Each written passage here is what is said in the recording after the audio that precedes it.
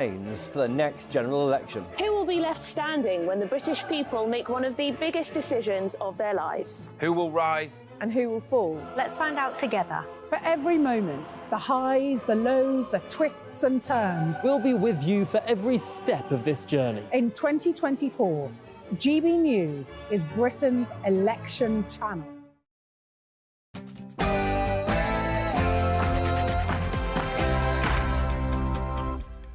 Welcome to the Saturday 5. The sun is out. It's a glorious day. Perfect weather for the Grand National. And folks, let me tell you, the only one thing more thrilling than today's race will be the debate happening right here.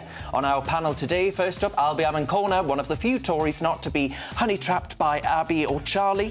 He's as pristine as the betting slip. You just know he's going to win it big at Aintree today. Then we've got Benjamin Butterworth, Britain's wokest non-gender-aligned person.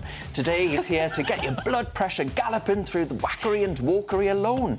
And then there's Ben Leo. He doesn't have time for honey-trapped texts, horses or pretty much anything else. He's presenting duties take up all his time. He's on 8 GB News shows a day.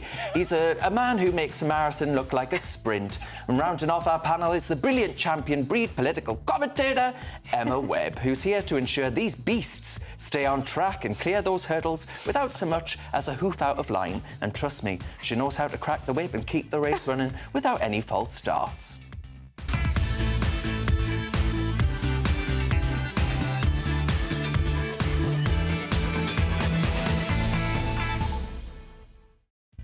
All right, hold on to your hats. It's going to be one heck of a gallop. And with a lineup like this, who needs the Grand National? As ever, send your views and post your comments by visiting gbnews.com/your say. Albie, what have you got, first of all? Well, do we want Meghan and Harry to come back to the United Kingdom? Good. I might. After the latest climate change ruling, we need to leave the ECHR right now because it's a threat to democracy. And we need a bank holiday month. We need GB News. We need to actually celebrate St George's Day for bank holiday. We need a bank holiday. Oi, Britain haters, leave the Grand National alone and horse racing. Stop trying to attack everything that's great about this country. And will boycotting baby wipes give us world peace? All right, now it's time for your Saturday night news with Aaron Armstrong before we get into it.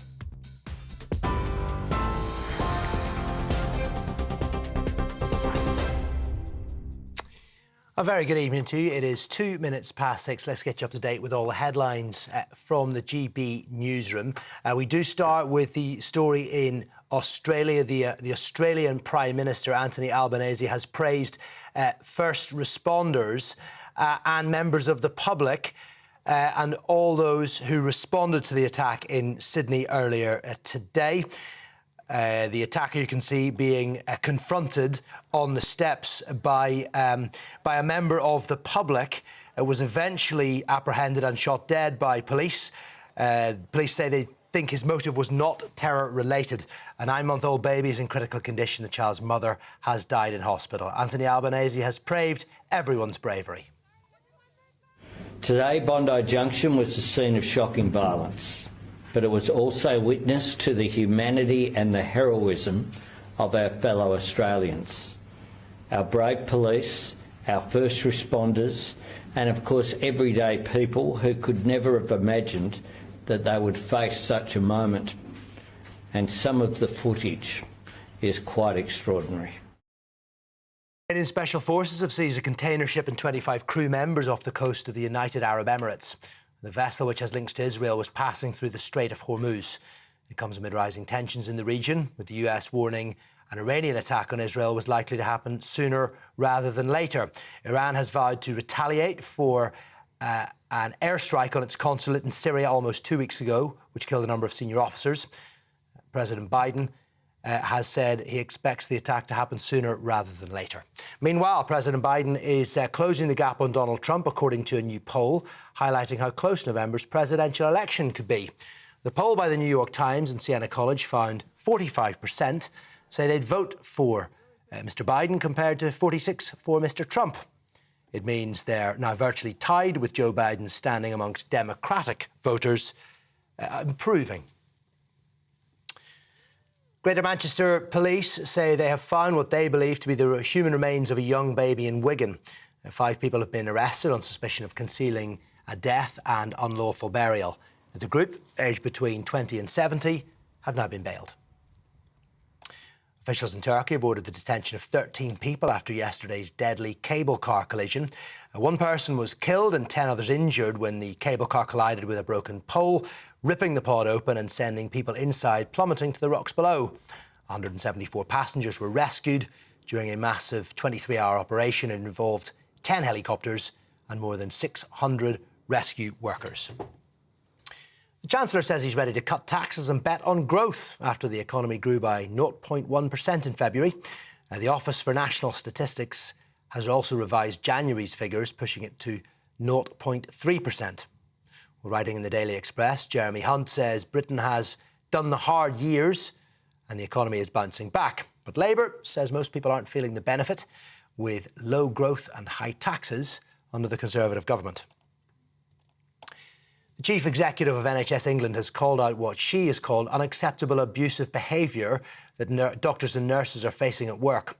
Amanda Pritchard says the health service needs to stamp out abusive behaviour and shouldn't be exempt from its own Me Too moment. According to a major survey, there were 80,000 reports of NHS staff in England being sexually harassed while at work last year. Reports were more prevalent among ambulance staff, nursing staff and healthcare assistants. Maximus has won the Grand National at Aintree after changes to safety rules saw the highest number of horses cross the finish line since 1992.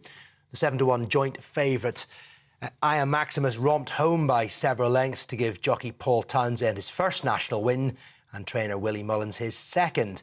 21 of the 32 runners finished the race with all horses returning safely. And it seems like things are heating up in northern Spain after a record-breaking hot spell. Parts of the Galicia region and the Canary Islands have been hit with temperatures above 30 degrees. Tenerife South Airport even surpassed its record for April, reaching 38.2 degrees this week. The hot conditions have brought about an early summer as locals head to the beach to cool off. The warmer weather expected to last all weekend. For the latest stories, you can sign up to GB News Alerts, scan the QR code on your screen, or go to our website for more details. Now, back to the Saturday Five.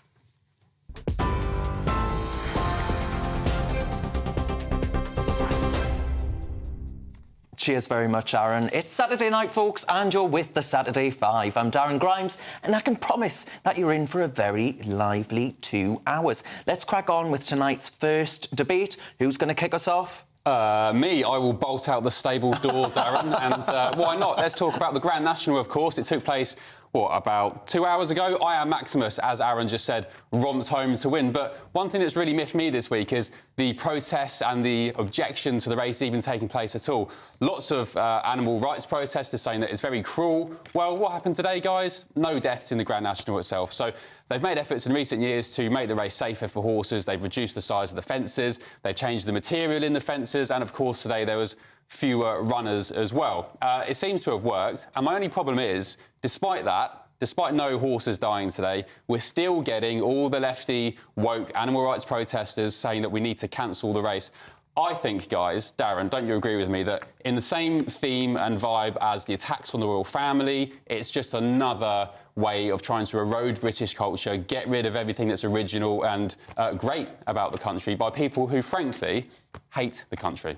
Well, yes, we're looking at one now. But look, I think this is all a total nonsense. It comes around every single year, right? It's as predictable as people saying St George wasn't English, right? Well, and we'll get on to more of that later. No, he was. Wasn't he Turkish? They say, oh, that's what they always say, yeah. And I find this whole thing absolutely preposterous, and I just think it's another sign of people seeking to destroy and denigrate things that are really quite important to us. And actually, I think there's nothing more British than the scenes we saw yesterday, where everyone was clearly absolutely mortal drunk and going for each other. What could be more The brutal? fights. You mean you're talking about the fights outside? I mean, come Great on. British brawl. Is that what Britishness is about? I'm being Outside slightly of a facetious. horse race? You know, I don't think it was outside. I think that was... Well, whatever. Inside. Massive brawls, you know, drunk people everywhere. You know, I think of Britain as being better than that. And I think these animal rights activists think of Britain as being better than a country which tolerates animal cruelty. Now, I personally, I don't particularly care about the horse racing. I think, you know, it's quite fun to watch. I've been to Ascot. I quite enjoy it. But there's nothing anti-British about people who want better animal rights, is there? We all love our pets. Do you know, we all love our these dogs. horses are we all treated love like our kings and horses. queens. Those things are not incompatible. I mean, nobody loves horses more than horse owners and horse riders and those who are involved in the races. Yeah. They do live like kings. I mean, these horses are fed on a diet that most human beings would envy in terms of how sort of they are supercars. They are athletes at the top of their game. And anybody who has worked with horses or ridden horses knows that they love to run. They love to run and they love to jump. It's anti-British because the Grand National is an institution. Yes. And one of my most cherished memories of my granda Alf was that he used to lean forward in his armchair and ride the invisible horse because he was that into the Grand National. It's important that we keep these traditions going. I actually think it's the same with fox hunting because we've seen attacks similarly on fox hunting, even though the fox killing part has been removed. It's now trail hunting. Now we've seen the Grand National has been made much safer. The horses are much less likely to suffer injuries. And actually, do we want to be the sort of country that doesn't take risks? I mean, all sports incur risks. The jockeys are at risk as much as the horses are. And it's the same, like I say, with fox hunting, where that risk or that the original objection has been eliminated, but they just won't stop because what they want to do is attack British culture. It's not about animal rights. Leo, I remember that Benjamin Butterworth, on one of his many fossil fuel-induced holidays, you were on a horse. Was that animal cruelty? No, I don't. Throughout the desert, it must have been gasping for a drink. I think I was in the Middle East. Yes, I didn't mean with Benjamin's wig. You call him Benjamin Fat. No, my fact of being in the desert, I meant. We're 11 minutes into the show and you've called me fat already. Look, it's good to see you for Grand National Day wearing a very fancy shirt with a horse logo on it. Your working class credentials continue to shine through. Doesn't know the difference between the Grand National and polo. No. I love horse riding when I'm on holiday. It's not something that I've really done at home. In fact, as a kid, I was terrified of horses.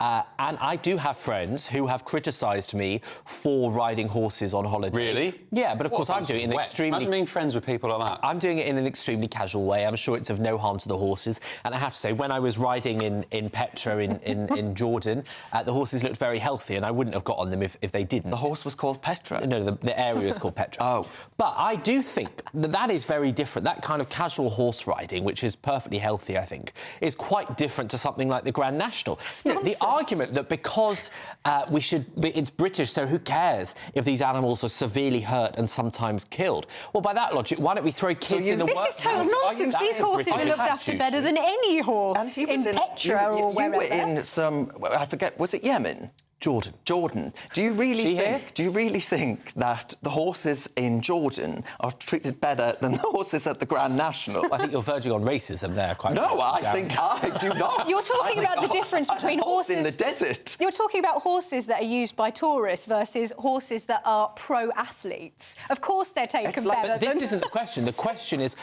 the way those horses are used, and we know that year after year. There are horses that die at the Grand National and other races like it. They've made it safer. Today is an exception, a very unusual occasion where they didn't die.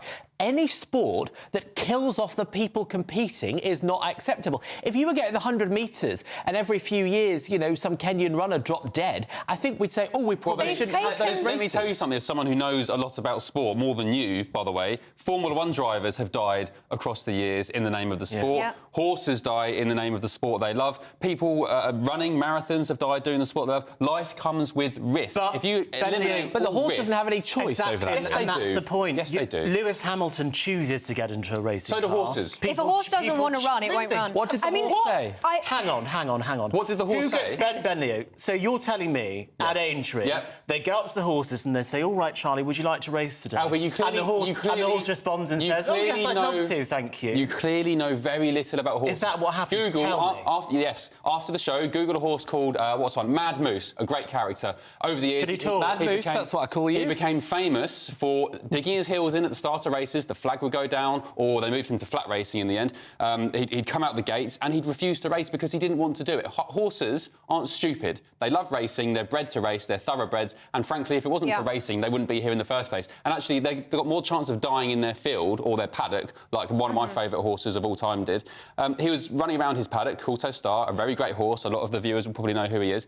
He died doing what he did at home in his field, jumping So you fences. think it's acceptable to kill animals so you can have a couple of beers and cheer along at the side? This is nonsense. That is what you're saying. I'm sorry, but I'm a horsey girl. I love horses. I've ridden for most of my life, and I just think the way that you're talking about this will be so nonsensical to the ears of anybody who has known and worked with horses. So you think the horses should die for the sake of a race that generates a bit of money and an excuse to have a couple of This is nonsense hyperbole. You're making a straw man out of nothing. It's not nonsense hyperbole. They die routinely in these races. They have made changes to the Grand National to make it safer for the horses and riders. But hang on. I am in favour, as a horse lover, I am in favour, if you let me finish my point, I am in favour of animal rights. I am in favour of animal welfare and taking measures to make things safer for the animals. Of course I am. I love horses, I love animals. But the idea that simply taking part in the sport, steeplechasing, fox hunting, the Grand National, show jumping, the idea that that is animal cruelty is nonsense, Benjamin. It's nonsense. You say that it's okay because none died today, but of course you supported this when several died each year in the Grand National, didn't you? Have you got that on record, Benjamin? Let me tell you something. I support them making it safer. But yes, I'm in support of the Grand National in general. Yes. Those races where they killed the horses, and yet in the same breath you claim to care about animal rights. That's nonsense because I've never commented on the Grand National before. I just asked you. And now we're talking about it, and they have made it safer for the horses, and I think that's a good thing. No horses died this year. There is no reason why these sports are inherently at the first hurdle, Emma. anti-animal rights. All right, stop horsing about. Still to come tonight. Is it time to ditch the ECHR? Let us know. You're with the Saturday 5 live on GB News.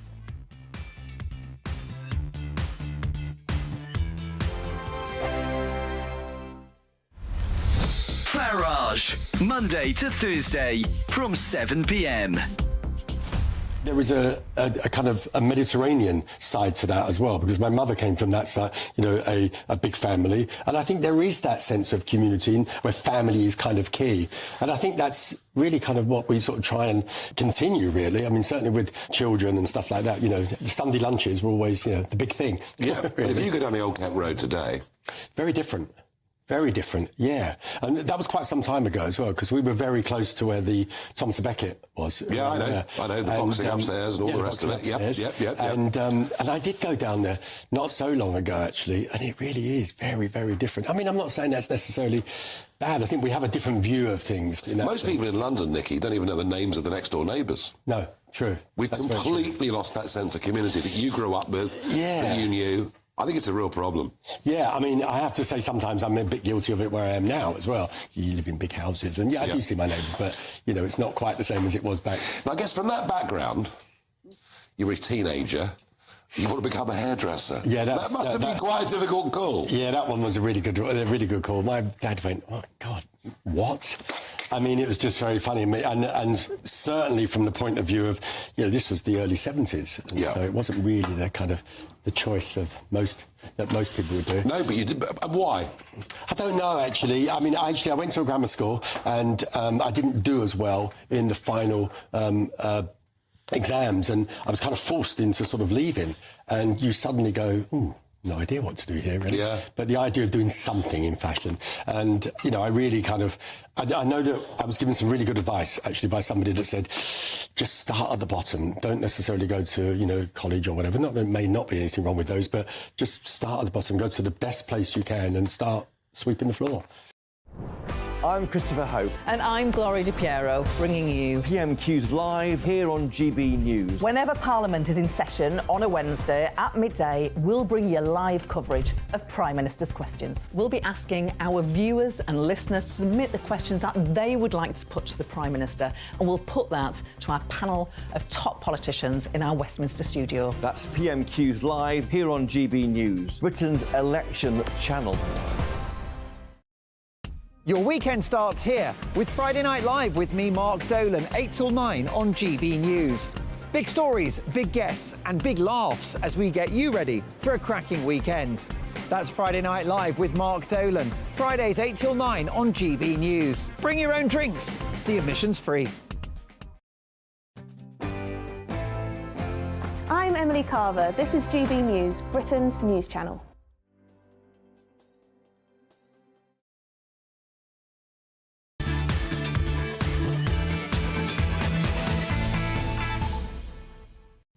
Welcome back to the Saturday 5. Sit down in your saddle because someone is going next. Who's it going to be? It's me, Darren. Oh, what a treat. This week, we've seen the ECHR's latest power grab in a case that was brought by a group of Swiss elderly women on the subject of climate change. The court has ruled that according to the right to life, the right to private life and the right to family, that governments have to essentially go with net zero policies. And this is just the latest example. We can't deport migrants because of the rulings of the ECHR. And this is a straightforward attack on democracy. So I think that before this government is out, that the Conservative government need to pull themselves together and take us out of the ECHR, because I think this is a serious threat to democracy. What do you think, Albie? I'm open to leaving the ECHR, but people that are advocates of leaving the ECHR need to answer some pretty serious questions about some pretty serious problems. I'll start with two of them. The Belfast Good Friday Agreement, which of course is underpinned by the ECHR, and also the EU-UK trade agreement, which is underpinned by the ECHR. Now, you answer how we solve those problems and leave the ECHR, then we can have a conversation. But if you're just going to sit here and say, oh, I don't like a ruling that the ECHR did, so we should leave, without thinking about some of the consequences, then that's just not a serious proposal. Well, I think you have to look at it in the other direction, that there are consequences to this ruling, because this is essentially using legislation to promote a particular political ideology. And the argument that is often made by opponents of leaving the ECHR is that there'll be some kind of, you know, we'll be like Russia. Russia is the only Sorry, country Emma, but that's not my argument. No, I understand that. But if you, I understand that. Things I understand that. But if you let me finish my point, point, I'll come to that. 2 hours, Emma. You're so rude. Go on then, Benjamin. Jump in there. You've got something to say. For the last 20 minutes, you are so rude. I think it is important to say that in this country, British rights have always been based on parliamentary judgment, and it's just ignorant of British legal history to suggest that, and I'm not saying this is what you're doing, Albie, but to suggest that we would suddenly not have those protections in law. I've not heard anything about the Good Friday Agreement or the EU-UK trade agreement. There would be ways in which we can shore up those things, but the reality is that the argument is that it's a threat to the Good Friday Agreement. Well, it's a threat to the whole of the United Kingdom if we stay in the ECHR. I'm more concerned that this court of unelected officials have deemed climate change a 100% settled, nailed-on thing, when actually 99% of scientists, they say, agree. Fine, there's still 1% according to them. There's still 1% of people who are sceptical about the full impacts of climate change, exactly how much man has an impact on climate change, and also people that are concerned about the data set. We're dealing with data from, say, I mean, some people are posting charts from a couple of hundred years. You do that on a chart for a stock or an asset like gold, and you take the 1 minute chart and say, oh, look at this line, it's gone up. You'd go broke immediately. So, I mean, the facts that the court have said that climate change is completely man-made and it's not cyclical is, I mean, more disturbing for me than, you know, what Albie's talking about, saying that we're going to break the Belfast Agreement. They're wading into a contentious political debate. It's not and the judge was actually debate. very clear that there's a conflict between democracy and right, and when there's a conflict, that it's the ECHR that gets to decide. Because, the Swiss had a referendum. I don't think it's a contentious political debate. I think it's one that all people of sound minds have settled. I don't think we need... It's not settled. I don't think we need the Bitcoin bro take on climate change trajectories. I think the scientists know a bit more than you. Yeah, I would also point out scientists that don't want to be defunded, perhaps. I would also point out that you talked about unelected judges. Well, none of our judges are elected, mate, so that would make absolutely no difference. That's not how our legal and justice system works. You know, it was only 15, 20 minutes ago when we were listening to the headlines that one of the main stories tonight is the record temperatures in Spain and the Canary Islands. 38 degrees in Spain. We looked at last year. That's not that hot. It's very hot. It's not. It's very hot. Don't spend a summer in Greece or Spain. Why should this be a matter of right rather than a matter of parliamentary and democratic decision? Do you not trust the British people to make their own decisions? Trust me, the British people do not agree with you. The British people are overwhelmingly understanding Put it to a referendum then, Benjamin. And the fact is... On the ECHR, that's not true. I'm talking about climate change. And the fact is that when you don't have policies in place by governments to deal with this extreme rise in temperatures, the kind of consequences such as flooding that we're getting in extremes that we've not seen before, then you have scenarios where people cannot leave a basic life, and that is a breach of their human rights. I still am not clear how you that want to leave the ECHR want to solve the problems that come up with the Belfast Good Friday Agreement and the EU-UK trade agreement, both agreements who worked very hard to come to an agreement. Is that down to us to sort out? Well, I think if you are going to, yes, I think if you're going to propose something like leaving the ECHR and say, oh, it's going to be easy, tell us how we're going to do it. Who said it was going to be easy? We're saying it's possible and it's necessary. Yeah, the common travel area predates the European Union. It predates the ECHR. We still had that after the ECHR because guess what? It's not beyond the wit of man to get together with a court system as robust as ours, going back 1,000 years all the way to the Magna Carta, and be able to sort these issues out. The Belfast Agreement didn't bring about peace on the island of Ireland. Defeating the IRA brought about peace on the island of Ireland. We should just do away with the Good Friday Agreement. Well, actually, I would argue that we should, yes. Darren Grimes. Yes, I do. You think we should get rid of the Good Friday Agreement? I think it's... Did you mean to say that? Yes, I did. Why? I think it's a menace that is ensuring that unionism in Northern Ireland is under threat and that we have to have the Windsor... Because of the Windsor framework that your favourite man, Rishi Sunak, signed. And sorry, did the Windsor framework not happen because the people who argued for Brexit did not consider Northern Ireland at all? Of course, a little bit, Your historical inaccuracy. A little bit like people who are arguing in favour of leaving the ECHR aren't thinking about Northern Ireland. This is a complete red herring because there's no reason why climate change should be a matter of rights. Why should this be a matter of the ECHR to decide?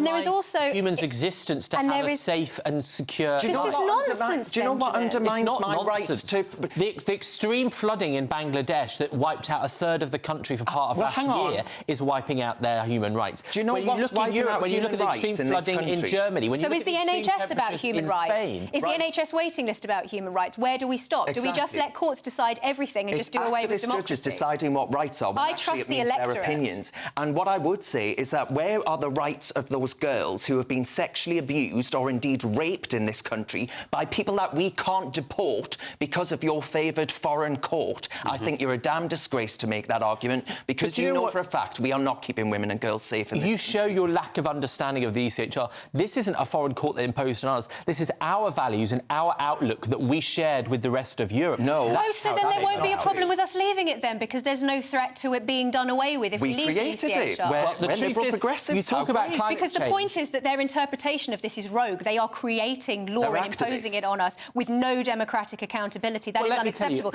This is mission creep. It's a power grab. So I assume you think it's right that we go to net zero by 2050? No. No. OK, but you just made your whole argument saying that we must do what the democracy wants.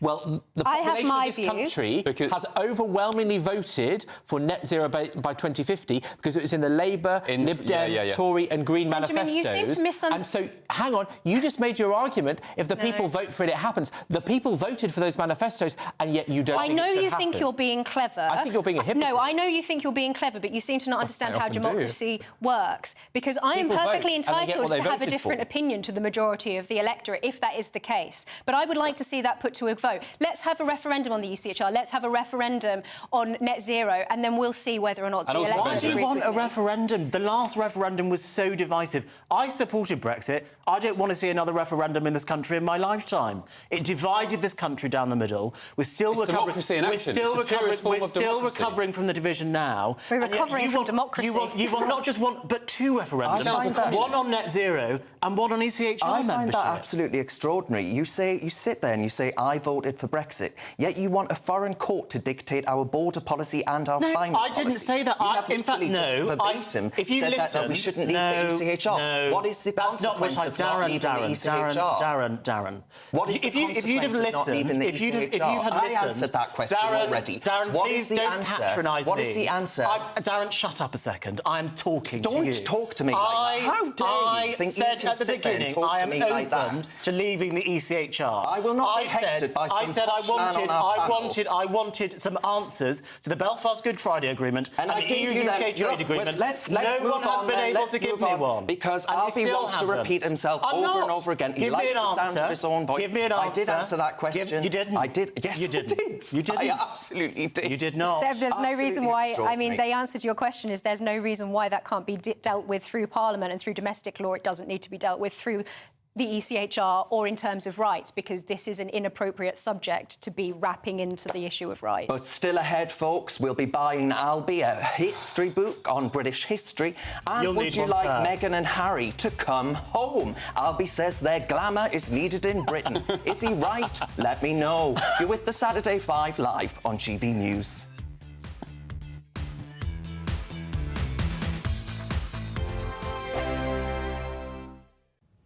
Good evening, welcome to your latest GB News weather from the Met Office. So it's been a bit of a drier day for most of us, but there has been a few showers around. Low pressure never too far away out towards the north of the UK, but higher pressure down towards the south and the west does bring something briefly more settled. There have been those showers around and they will continue through much of Saturday evening, pushing in from the west across parts of Scotland and Northern Ireland, and we could even see some snow continuing across the high ground here. Elsewhere though, generally turning much drier through the evening, with those clear skies allowing temperatures to drop into the single figures, around 7 or 8 degrees across the south, but even lower further north, perhaps some frost in places. So a chilly start across Scotland, Northern England and Northern Ireland, but those showers quickly pushing in from the west again as we go through Sunday morning and into the afternoon. Further south, after a bit of a drier start to the morning, there will be some sunshine through the first part of the day, but some cloud bubbling up as well, and we could see the odd 1 or 2 showers across Wales and into Northern England. Less warm than we saw on Saturday, highs of 14 or 15 in the south and a little bit closer to average further north. Monday starts a widely showery day across the UK. Bands of showers push their way south and eastwards through Monday morning, and then there will be some breaks and some sunnier spells between those showers, but they could be particularly heavy in the north, and a brisk northwesterly wind will make it feel cooler. Showers continue through the first part of next week with temperatures below average, but turning a little milder through the second half of the week. GB News is the home of free speech. We were created to champion it, and we deliver it day in, day out. Free speech allows us all to explore and debate openly the issues most important to us, our families, and of course, the British people. Having challenging conversations to enlighten each other. Which is why we hear all sides of the argument. We are the People's Channel. We will always stand by the freedom to express yourself. On TV, radio and online. This is GB News, Britain's news channel. I'm Michelle Dewberry, and I'm not here to tell you what to think. I'd much rather hear what you have to say. So, send in your opinions to gbviews@gbnews.com. Keep them clean, and you never know, I might read them out. With my panel here on Jubes & Co, we debate, we get stuck into the issues of the day on a show where all views are welcome, especially yours. GB News, the People's Channel, Britain's news channel. In the GB Newsroom, we bring you the news as it happens. With our team of dedicated journalists across the UK, GB News brings you accurate reporting of the day's topical agenda. When the news breaks, wherever and whenever it's happening, we'll be there. This is GB News, the People's Channel, Britain's news channel. I'm Nana Acquia. This is GB News, Britain's news channel.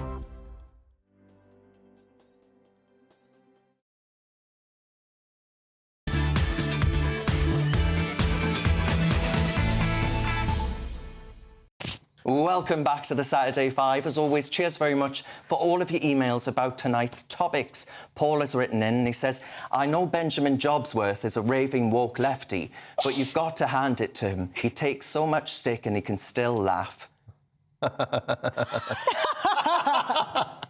Ronnie says, how about the racegoers? They're at risk. It's held in Liverpool. And Simon says, yes, Darren Grimes is correct. Simon, I'm going to leave it there. No, we defeated the Iran away military and the Good Friday Agreement is a betrayal of the unionist majority. I assume Simon is from Ulster, but let me know. And thank you very much for all of those. It's time, though, now for our next debate. Who's going next? Oh, I'm going to lighten up the atmosphere in here a little bit by talking about our favourite royals that we all love to hate, the Duke and Duchess of Montecito. Sorry, I mean Sussex. So earlier on this week, we saw some beautiful images of Harry and Meghan out in America at a polo match. And I just had a quick thought to myself, despite the fact I find this pair incredibly annoying, maybe it's time for the Duke and Duchess of Sussex and the rest of the royal family to bury the hatchet. They come home and fill the void which has been left by our senior royals who are unwell at the moment and dealing with other things. Indeed, it's only really the Queen Camilla who we've seen out and about recently. So tonight, I'm asking the question, is it time for Meghan and Harry, Will and Kate, Camilla and Charles to bury the hatchet, get back together, and for the Duke and Duchess of Sussex to come home? Albie, would you forgive your daughter who left you estranged for best part of half a decade, didn't invite you to her wedding, you had a heart attack, she didn't bother to go and visit you, the husband didn't bother to fly to ever meet you upon the relationship starting, and also you'd never seen your grandchildren. Would you easily forgive and forget that kind of torrid behaviour? I don't have children, but I imagine if I did have children, I would want to have a relationship with them as much as possible. Right, so Meghan Markle... But we're not talking about Thomas Markle. We're talking about the royal family. It matters. And what we're I'm talking about arguing... Meghan Markle. Meghan Markle preaches compassion, humanity, being a good person, yet she's treated her father... Yes, he's made mistakes. He made a massive cock-up with those paparazzi pictures.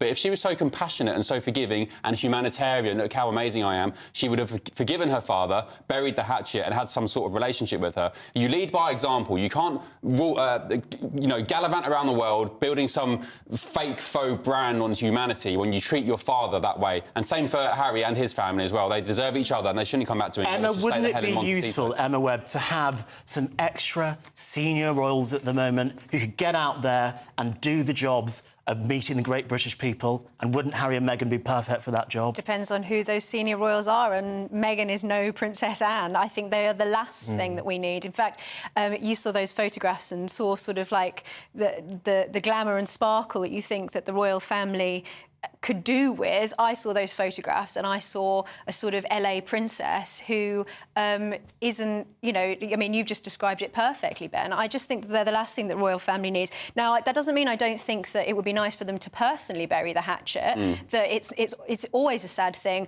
when families fall apart. And I do actually think Thomas Markle will probably forgive Meghan for anything because he clearly loves her very much. But they've behaved atrociously. They've made their decision. They've made their bed. They need to lie in it. They should stop using the Duke and Duchess of Sussex titles, go and do their own thing and just live their private lives. That's another great point. We have other senior royals who could step in. Princess Beatrice, Princess Eugenie could step up and take part. And have always been against a slimmed-down royal family. I think this has proved why that's a bad idea. But we do not need Harry and Meghan. But, Darren, they are irritating. They have made mistakes. But there's a Markle sparkle, isn't there? I mean, I have to put it to you. Are you a Republican? No, I'm just saying there's a Markle sparkle. Because I think how could you not look at those images? I don't know if we can get them back up. I and see look a at them celebrity there. and think, I don't see a royal. I see a celebrity. They look fantastic. Wearing Wouldn't it be great if they were representing Britain? I see a lady breaking the royal dress code.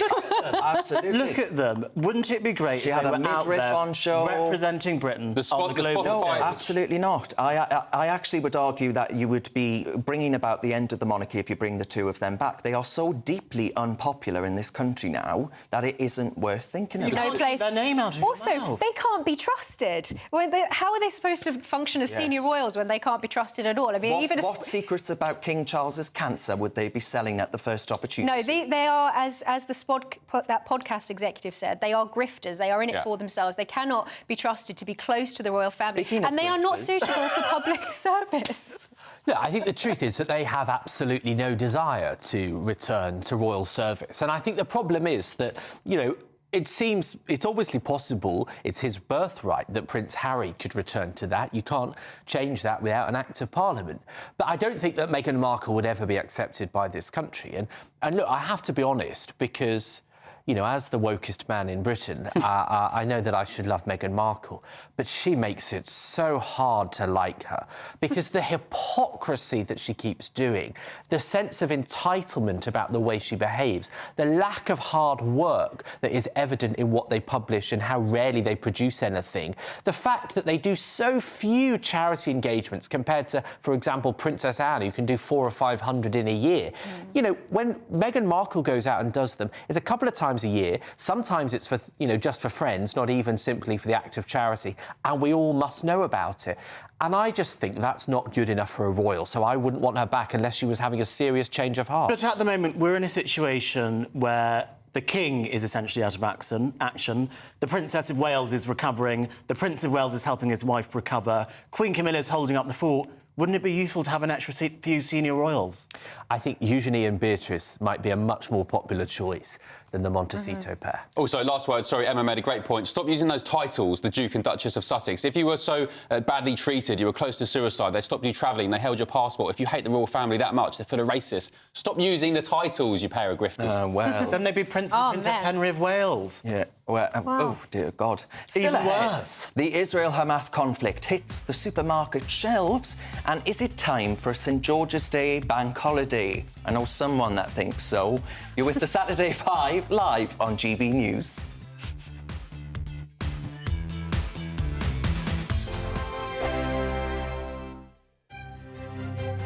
GB News Breakfast. Every day from 6 a.m. Cheryl Baker. Good morning, Cheryl. Good morning. When you think back to 1981, I mean, obviously the ABBA victory then wasn't all that long ago, 9 years earlier. Do you think they had a huge influence then on the sort of direction that Eurovision was taking? Yeah, they did. They changed it completely. Because up to then, it had all been very staid and a bit posh, long frock, sticky bow ties, you know. And then they came along and they blew it out of the water. They looked so different. And they modernised it. And I think, yeah, it made a big change. Made a big change after that. And we were watching your performance on Eurovision a little bit earlier on of making your mind up. I mean, you had so much fun, didn't you, up on that stage? Were you, in some part, inspired by ABBA? Yes, I would say so. It was, ABBA was 74. I turned professional in 75 and did my first song for Europe, which was, you know, when they choose the British song to go forward. I did my first one in February 1976. So, yeah, it was only months after ABBA's performance that I started my own Eurovision journey. Yeah, they just changed the face of it. They changed the face of Eurovision. And if you look at what Eurovision is now, I think that all started with ABBA's performance. It made people think this is much more than just a song contest. It's all about the look. I mean, the clothes, they looked fantastic. And even the composer, or not the composer, what's he called? The conductor. He was dressed as Napoleon. It made it fun.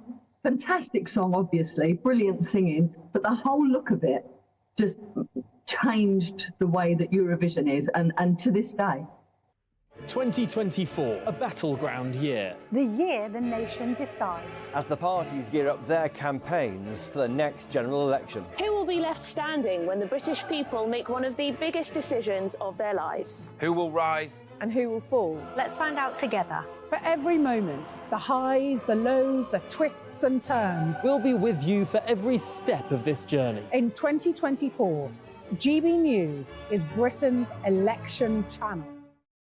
Join me, Camilla Tominey, every Sunday at 9:30 when I'll be interviewing the key players in British politics and taking them to task. This report basically says that he's not fit to stand trial. With an upcoming election looming over Westminster, now is the time for clear, honest answers. I agree. And that's precisely what I'll get. Is he indecisive? Incompetent? That's the Camilla Tominey Show at 9:30 every Sunday on GB News, the People's Channel, Britain's election channel.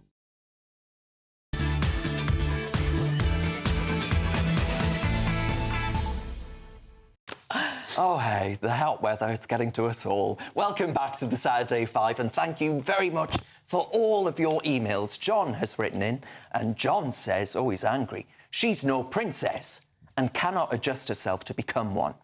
And Christine says, this is never going to happen. Meghan would be expected to curtsy to the King, the Queen, and the Prince and Princess of Wales. Well, perhaps she can apologise while she's down there. But now it's time for our next debate. I'm going to go now because I've had enough of us not celebrating our national identity. I think it's about time that actually we celebrate St. George's Day, the day of our patron saint, the day that represents, you know, our flag and nationhood. These symbols, these trinkets of Englishness, I think are basically pushed to one side. We're racist, white, horrible bigots in England. Let's not celebrate their National Day. Scotland, St Andrew's Day, is a public holiday. Why can't we do the same thing here? I'm sick and tired of being told that what we have is actually something that Englishmen throughout history have built up, and I think we ought to be proud of that and celebrate it a hell of a lot more than we do. I thought you were about to start singing Jeremy Corbyn for a second. Well, I agree with Jeremy Corbyn. Because I think on this, I was about to say, I think it's probably one of the only Jeremy Corbyn policies that I thought, well, I'm lockstep behind you on. What was the policy? To have a bank holiday for St George's Day, like there are bank holidays in other parts of the country, Scotland for St Andrew's Day, etc.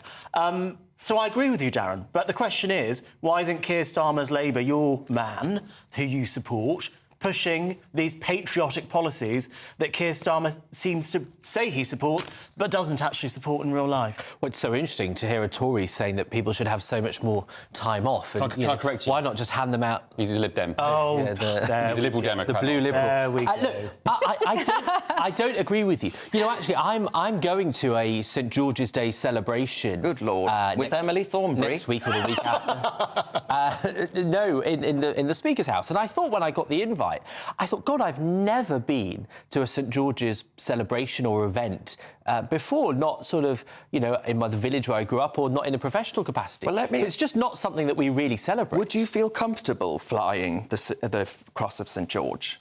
I would fly the Union Jack because that feels much more comfortable. George's because, Day. well, on any day, because it feels like the Union Jack embraces diversity and the variety of these islands. You were so close there, so close, I Benjamin. He's doing such a good job. Let's let him speak a little bit more. Couldn't help but put the foot in. Look, let me just say this, though. One of the reasons why... we don't celebrate St George's Day. It's pretend to think that we do. Look, there are too many bank holidays at this point in the year. No, I'm saying we should. I think that we should have a bank holiday to mark Queen Elizabeth's passing, which was at the other end of the year, and when we need a bank holiday. I think that is the patriotic thing to do. Every monarch.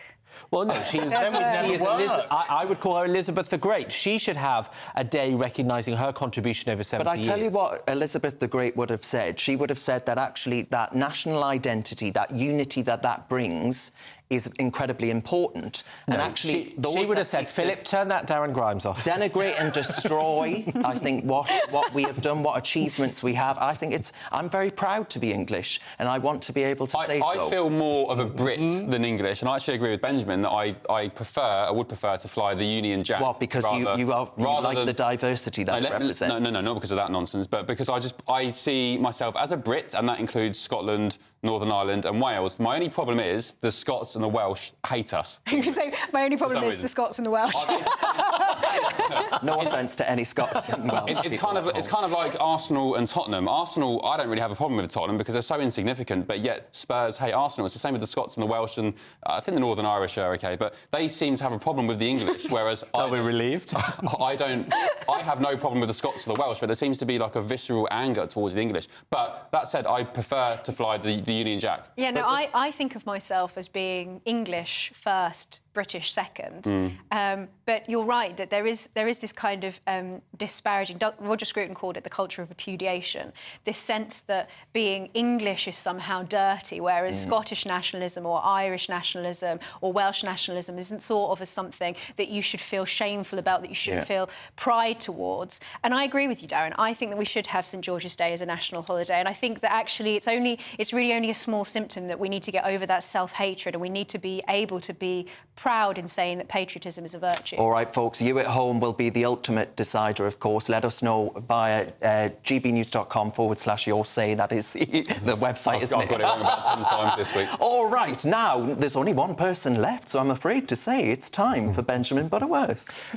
Yes, it is me. And I've got an interesting one this week. So, you get all these great political speeches like Martin Luther King famously said, "I have a dream." Well, this week, some protesters started their famous political speech with, "Today we're in Lidl." And they later went on to say, "These baby wipes are contaminated with genocide." Well, this is protesters, anti-Israel or pro-Palestine protesters, depending on how you look at it, who have decided to take products off the shelves because they have in some way a link to the State of Israel. Let's take a look at the clip. This is the customer announcement. Today we're in Lidl on the Blacks Road to highlight the fact that Lidl are selling Israeli products in the store. ECU baby wipes are contaminated with genocide. 1, 2, 3, 4. Occupation no more. 5, 6, 7, 8. Israel is a terrorist state. Free, free. Palestine. Free, free. Palestine. Free, free. Palestine. Well, if only Nelson Mandela were here to see their brave protests in the Isles of Asda. Now, we have a big issue with this at the moment, which is the civil disobedience of trying to disrupt other people's lives. And I've defended some of it. I think some of what Extinction Rebellion did at one point was really powerful. It obviously changed the debate. There's just no disputing that it worked on that level. But where do you draw the line? Everyone hate them. So I'd say to Emma, what do you think about this? I mean, do they have a right to march in the streets of Sainsbury's? I'm getting the sense, Benjamin, that you're in favour of this stuff when you agree with it and against it when you don't. No, I mean, I think these people are ridiculous. It's and all I right, think Emma, he doesn't shop in Lidl. No, of course not. No, you'll be taking the wet wipes off of M&S's shelves. No, I mean, I think that obviously people have a right to protest, but people don't have a right to commit crimes in the act of protesting. They don't have the right to go into shops, into private properties and be disruptive like that. And I also think that fundamentally BDS, the Boycott, Divestment, Sanctions movement that wants to boycott Israeli goods, I think, yes, I do agree that you can criticise Israel without being anti-Semitic. There are lots of people in Israel who are critical of the Israeli government, but I definitely think that there is an aspect to BDS that is anti-Semitic. Listen, yeah. You know what, I think some of that lot, if it sounds like they have Ulster accents, so I'm going to assume that they vote for one party and one party only, and that's Sinn Féin, and therefore, if that's the case, well... I mean, Albie, are you part of Baby Wipes Against Genocide? No, of course I'm not part of Baby Wipes Against Genocide, but I do just want to say I find it extremely irritating when people infer that people who are supportive of the Free Palestine movement are inherently anti-Semitic in some way, shape or form. It is perfectly... Hang on before you come in. I was just going to say, people imply, you infer. It is... Whatever, thank you. People imply that people who support Free Palestine are anti-Semitic. It is perfectly possible, as you mentioned, Emma, to be critical of the state of Israel and what they are doing in Gaza, which is awful, and also what they're doing in the West Bank, which is awful. You can be critical of those things without being anti-Semitic. And I think it doesn't do anything to bring down the tensions when you just say someone you disagree with is anti-Semitic or someone else that you disagree with is Islamophobic, when actually they are making points which are perfectly reasonable. It's perfectly reasonable to be critical of what's happening in Israel and Gaza, and it's not anti-Semitic to say so. Unfortunately, that's not what a lot of the protesters are doing. Between anti-Semites and people that hate Israel and will back, monstrous child murderers instead. It's a Venn diagram. I think that the editor of the Jewish Chronicle, Jake shared this. Jake Simpson. Simmons, that's it. He shared this, and he said the oldest hatred is back. And frankly, that image of people going round shops, taking off the most pathetic products, baby wipes, for God's sake, and soda streams, and saying that you can't have those because they're linked to Israel. Ridiculous. I mean, that gives echoes of people going around and smashing up Jewish businesses in Germany. It's not new, though. I used to, when I was 16, 17, used to work for a water company, and we'd have, no joke, hundreds and hundreds of customers every couple of months wanting to change their water meters because the existing ones, and they probably still are now, made by Israeli companies. So it's not new, and that was like 15, 16 And yet they're all on their iPhones, and where does that technology come from? Israel. So what's the point in that comment? I'm not really sure what your point is. Are you saying everyone that protests against the horrors that are going on in Gaza is anti-Semitic, and so all of those people in that supermarket, even though they were doing stupid things, we can all agree with that, are somehow inherently anti-Semitic? Is that what you're saying? Well, I would be intrigued as to know whether Jewish businesses that have no link necessarily to Israel get the same response. Because we know that on October 8th, I went to North London as a reporter to go to a Jewish-owned restaurant that had had its windows smashed in and they'd had Free Palestine graffitied opposite it. I think that is the reality that a lot of Jewish people are facing in this country, and it's not really about Israel. Okie doke, one hell of an hour we've just had. Still to come, though, we'll be getting the latest on the horrific events in Sydney with an Australian Master of National Security Studies student at King's College, and we'll be answering your questions rather, in Ask the Five. I can't speak! You're with the Saturday Five live on GB News.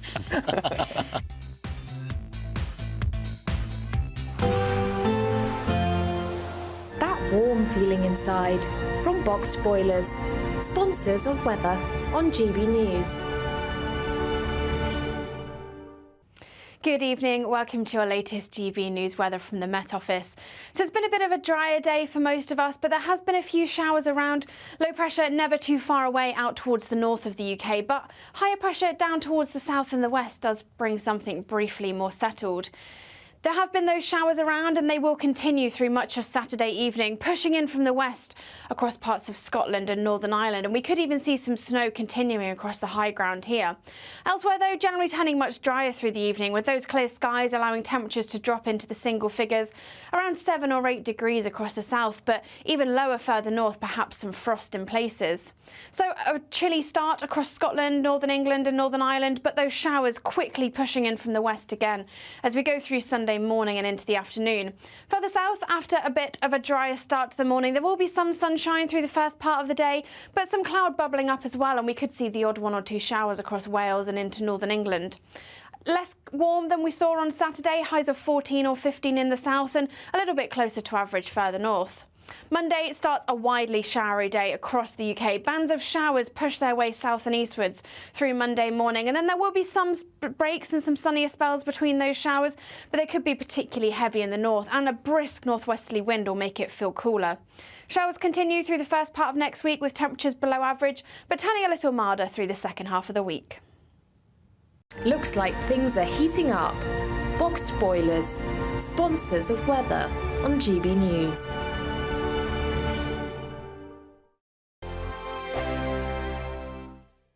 Variety Cruises have been sailing since 1942, and thanks to them, you could set sail in 2025. You have the chance to win a 7-night small boat cruise for two worth £10,000. With your flights, meals, drinks and excursions included, you can choose from any one of their 2025 Greek adventures and find your home at sea. You'll also win an incredible £10,000 in tax-free cash that you can use to make this summer spectacular. We'll also treat you to these luxury travel gifts. For another chance to win a prize worth over £20,000, text prize to 63232. Text costs £2 plus one standard network rate message. Or post your name and number to GB04 PO Box 8690 Derby DE1 9TT. UK only. Entrance must be 18 or over. Lines close at 5 p.m. on the 26th of April. Full terms and privacy notice at gbnews.com/win. Please check the closing time if listening or watching on demand.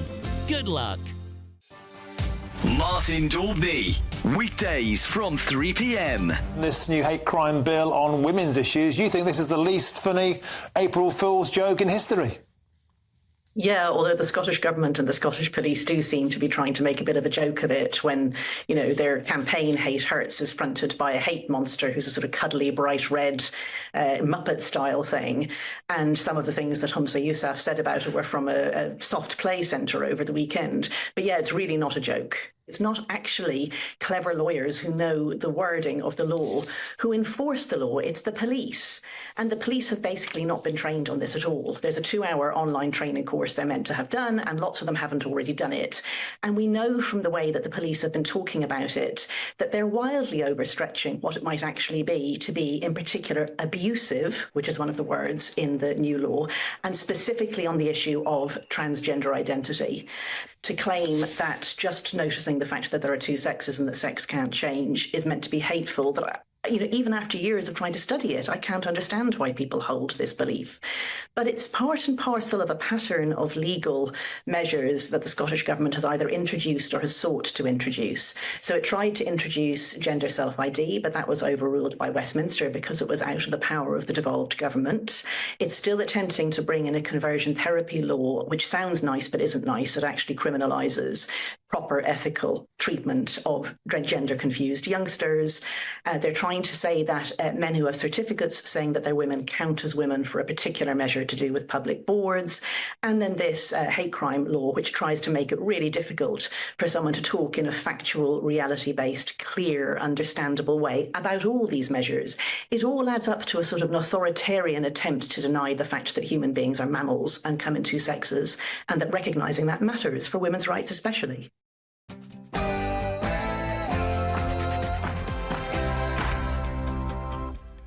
It's Saturday night and this is the second hour of the Saturday Five. I'm Darren Grimes along with Albie Amancona, Emma Webb, Ben Leo and Benjamin Butterworth. Plenty more to come tonight, including fallouts over Liz Truss's crusade to save the West. Monkeys exploited for milk, and the latest from... I don't know why I'm laughing. And the latest from a very serious story, the horrible attack in the mall in Sydney with an Australian national security scholar. We'll get all the latest there. It's 7 p.m, and this is the Saturday Five.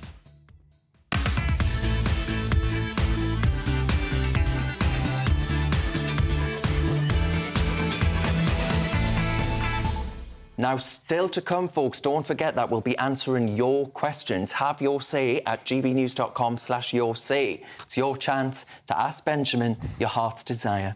And I'll be the AA man Amancona versus Ben the Leo, the Lion Leo even, over Liz Truss. They're going to debate it out. Ben Leo tweeted something glowing about Liz Truss. Find out what that is after the break. A Glasgow University official quoting Bobby Sands, a disgrace, and monkeys being exploited for coconut milk. First of all, though, it's your news with Aaron Armstrong.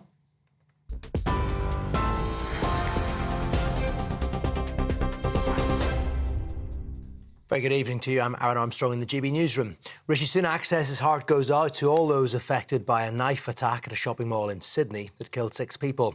The assailant injured a number of other people, including a 9-month-old baby, before being challenged by a member of the public. The attack ended when a female officer confronted the man and shot him dead. The baby remains in critical condition. The child's mother was amongst those killed. Police say they don't believe the motive was terror-related, and the Australian Prime Minister, Anthony Albanese, praised her bravery. Today, Bondi Junction was the scene of shocking violence, but it was also witness to the humanity and the heroism of our fellow Australians. Our brave police, our first responders, and of course everyday people who could never have imagined that they would face such a moment. And some of the footage is quite extraordinary. 9 people have been arrested on suspicion of committing public order offences during protests in central London earlier. Tens of thousands of pro-Palestinian protesters gathered in Westminster to call for a ceasefire in Gaza and urged the government to stop arms sales to Israel. A counter-demonstration against what organisers are calling anti-Israel hate was also taking place in the area. The suspects remain in police custody. Iranian special forces have seized a container ship and 25 crew members off the coast of the United Arab Emirates. The vessel, which has links to Israel, was passing through the Strait of Hormuz. It's now been taken to Iranian waters as fears of an escalation in the region grow. Iran has vowed to retaliate for an airstrike on its consulate in Syria almost 2 weeks ago, which killed a number of senior officers. Israel has now placed its armed forces on full alert and has cancelled school trips in readiness for a possible attack. President Biden's closing the gap on Donald Trump, according to a new poll, highlighting how close November's presidential election could be.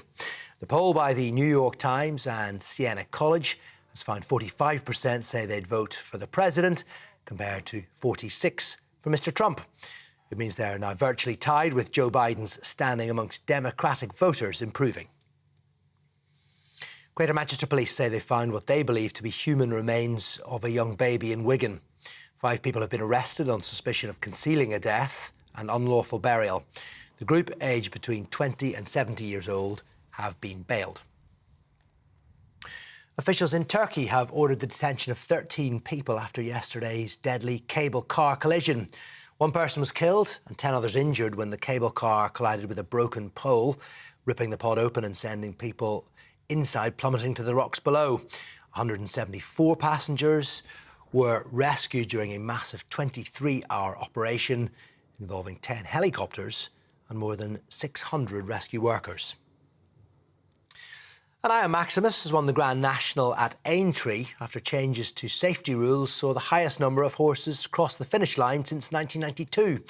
The 7-to-1 joint favourite romped home by 7.5 lengths to give jockey Paul Townsend his first national win and Irish trainer Willie Mullins his second. 21 of the 32 runners finished the race, with all horses returning safely. Well, for the latest on our story, sign up to GB News Alerts. You can scan the QR code on your screen or go to our website for more details. Now it's back to the Saturday 5.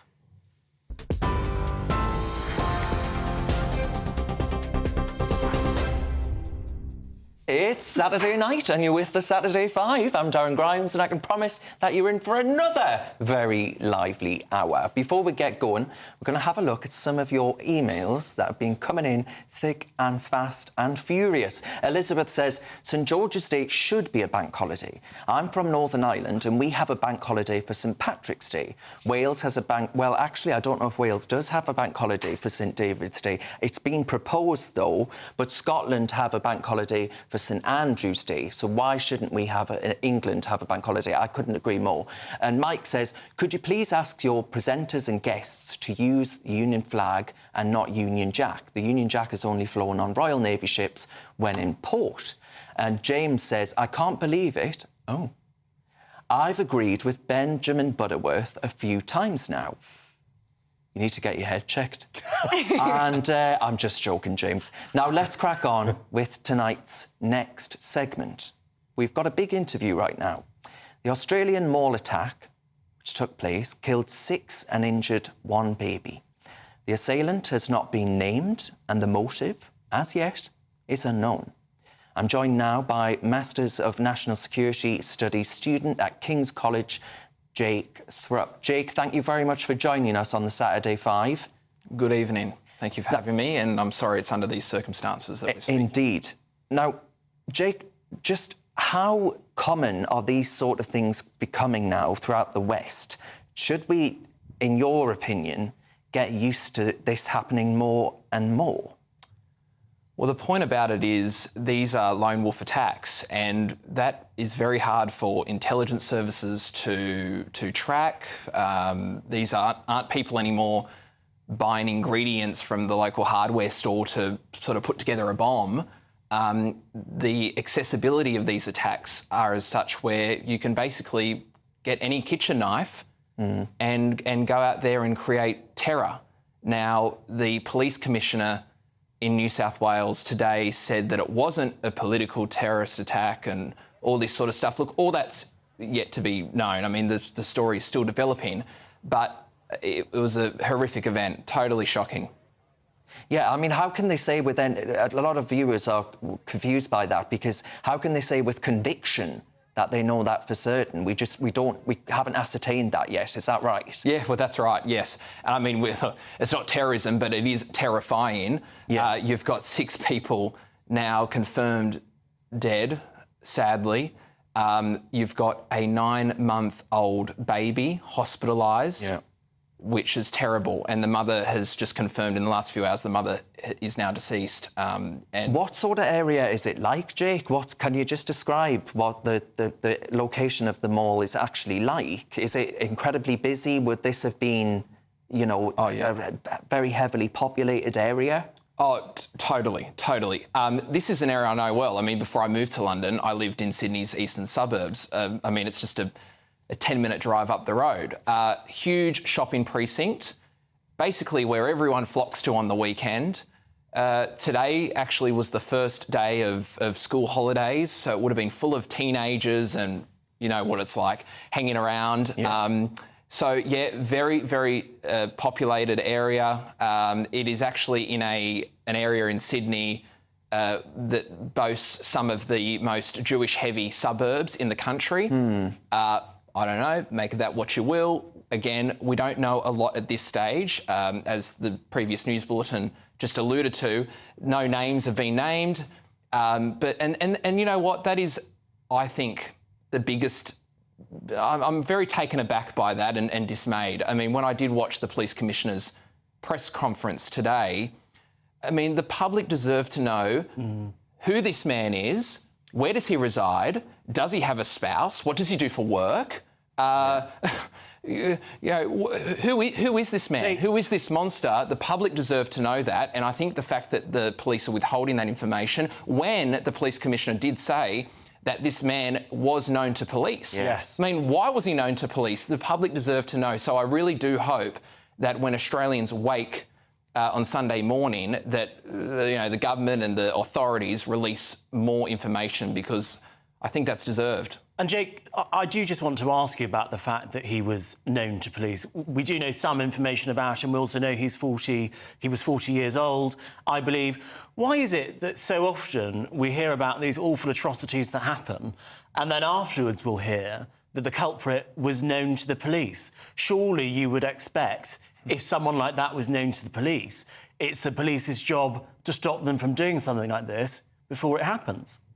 Well, that's right. I mean, that should be the prevention strategy in that sense. You're spot on. I mean, the UK just had the Clapham attacker, didn't they? Who was also known to police, yet allowed to roam. I mean, why are authorities allowing these people to walk the streets? I mean, I don't understand that part of it. Does it come down to lack of resources? I'm not sure. So I really can't answer your question, but I agree with your concern, and that is that a lot of these people who, again, carry out the attacks, we only learn afterwards, oh, no, they were known to us. And, I mean, that is a bit of a letdown for the public. And the one thing is that we can't allow these attacks to happen, in the sense that we can't allow them to, we can't allow the public to lose confidence in being able to roam freely, to visit public places, to go to the shopping centre and do your groceries on the weekend. And I just hope tomorrow, or Sunday, Australian time, that there's a lot of police presence on the street. And indeed, it's something I've experienced over here, in the sense that I don't see too many police walking the streets either. I mean, police presence is a big thing at street level. And I fear that the West is lacking that in general. Now, is it a recruitment crisis? Maybe. Is it the fact that the police are so under-resourced and consumed with all this other work and all these other jobs, and nothing really beats the old-fashioned having cops on the beat, roaming through shopping centres, and that creates a presence of security and calmness for the public. Jake, what's the atmosphere like and the feeling like amongst Australians? Because obviously we've had a lot of these attacks in Europe, and there's always this sense afterwards that the news cycle gets shorter and shorter. We hear things like "don't look back in anger." Is there a sense in Australia that the government are taking these things seriously, or do Australians feel that, you know, perhaps that those who are in charge of their security are not really alert to the dangers, and that things, you know, really could escalate? Yeah, look, I mean, I guess because we're down under, we feel slightly sheltered from these sorts of attacks. And yes, you're right, we watch on and we watch these attacks all the time in Australia unfold in Europe and the UK, and I mean, you've had an MP, previous MPs actually, you know, stabbed in the street, sort of stuff. So I mean, it is shocking. So I guess to answer your question, I think there is a mentality in Australia where we sometimes feel that we're conditioned from this and this won't affect us. And yet here we are. And the area in which it took place, this attack, is an affluent area. It's an area where you wouldn't really think something like this would happen. And I think that's the major shock in that sense. I mean, obviously Australia is rocked by it, but Sydney in particular is going, hang on a minute, how can this even happen at Westfield, and where's the security? Again, it's a very populated place. Aren't there police nearby? Now, I did read earlier today, and again, there's no names or anything, but the female police officer who shot the attacker was apparently, I think, nearby checking licences in pubs. So she actually really wasn't on duty to patrolling that area. She was heroic. Yeah, absolutely heroic. Yeah. So, Jake, I mean, you live in London, do you? Yes, I do now, yes. As an expert in national security, what do you make of our security here in the UK? Of course, we've got something like 40,000 fighting-age men every year coming on small boats across the Channel. Pretty much the same problem you guys had. Tony Abbott sorted it overnight with a turn-back policy. He won re-election, by the way, Rishi Sunak.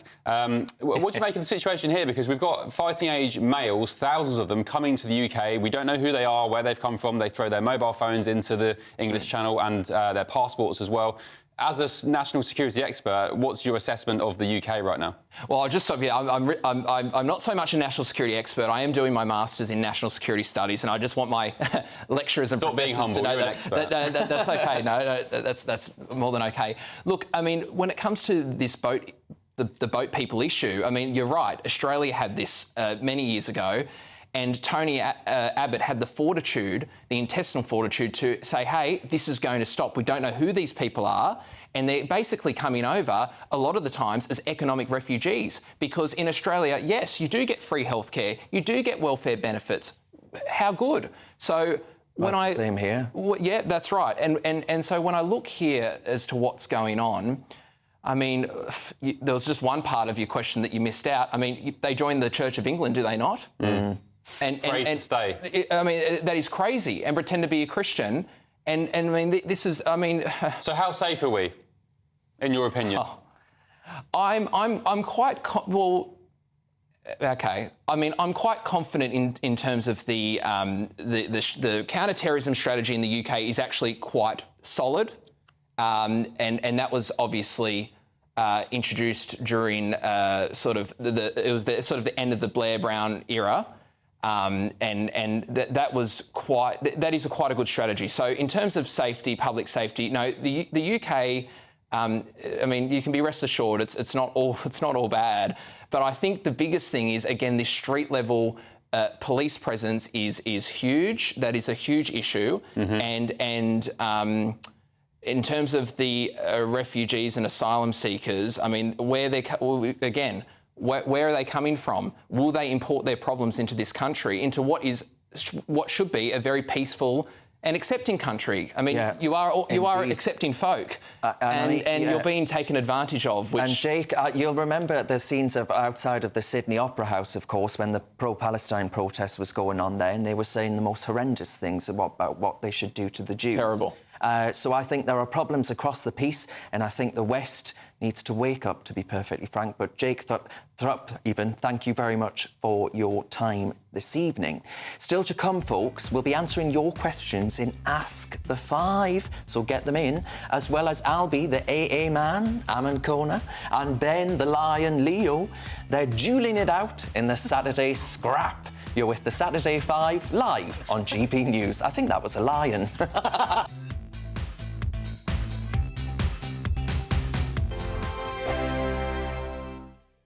This is GB News, Britain's news channel. The perception of a crime being committed is not based on whether that person intended to commit a crime or not, but whether the victim, in inverted commas, or anybody else for that matter who happened to hear whatever was said, determines that it was motivated by malice or ill will. Most of these things come out in heated exchanges or in, very casual exchanges. And then somebody says, oh, I'm offended or I'm hurt or I'm whatever because this was clearly malicious and it's against me as a black person or a transgender or sexuality, whatever it might be. And somebody says, I perceive this to be motivated by hate. Now, at that point, what is the reasonable test that anybody could apply as to what was in somebody's mind at the time? You don't know what I'm thinking now. I don't know what you're thinking now. Why is it that a crime can be committed on the basis of what somebody is alleged to be thinking?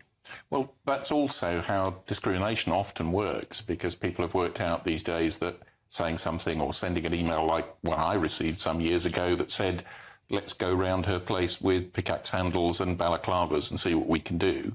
Now, that's an email that was sent about me. People have worked out that you don't do that.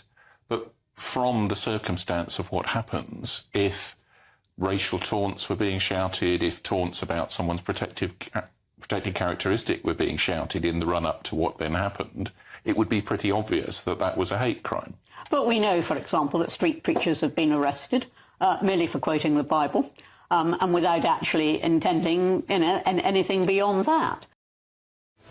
I'm Patrick Christie's. Every weeknight from 9, I bring you 2 hours of unmissable, explosive debate and headline-grabbing interviews. What impact has that had? We got death threats and the bomb threat and so on. Our job is to do what's in the best interest of our country. You made my argument for me. My guests and I tackle the issues that really matter, with a sharp take on every story. I'm hearing it up and down the country. That was a beginning, not an end. Patrick Christie's tonight from 9 p.m. only on GB News, Britain's news channel. I'm Michelle Dewberry, and I'm not here to tell you what to think. I'd much rather hear what you have to say. So, send in your opinions to gbviews@gbnews.com. Keep them clean, and you never know, I might read them out. With my panel here on Jubes & Co, we debate, we get stuck into the issues of the day on a show where all views are welcome, especially yours. GB News, the People's Channel, Britain's news channel.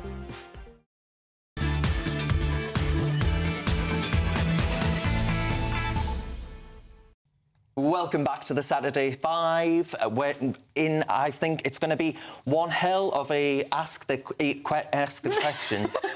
Honestly. He's been down the pub. I haven't even touched a drop. Get your questions in, please. A drop of fake tan. gbnews.com/your say. Goodness gracious me. Did you hear what Benjamin said then? I didn't know, but I tell you what, I'm desperate for a pint. What did you say? You said you haven't touched a drop. I said, I think you've touched a drop of fake tan. Finish the show there, we're done. It's a Geordie tan, thank you very much. Right, now it's time for tonight's main event. I'll be the AA man, Ammon Kona, versus Ben, the Lion Leo, on Liz Truss's plans to save the West. I'm hopeful, folks, that they'll get their words out better than I will. Go ahead. OK, so I took a bit of stick this week, or was it last week, for having a picture with who I described as the best Prime Minister we were never allowed to have, Liz Truss. I say that because, in all seriousness, by the way, people thought I was joking about it. There's the picture.